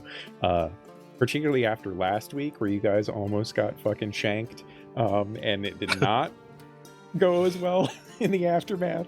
I feel like in the aftermath of all of this, I enjoyed it too. So thank you again. I have been Miko, otherwise known as the OKS GM. As Kev indicated, I'm on the production team here at Wonders Haven, and we love to bring you guys cool and fun stuff.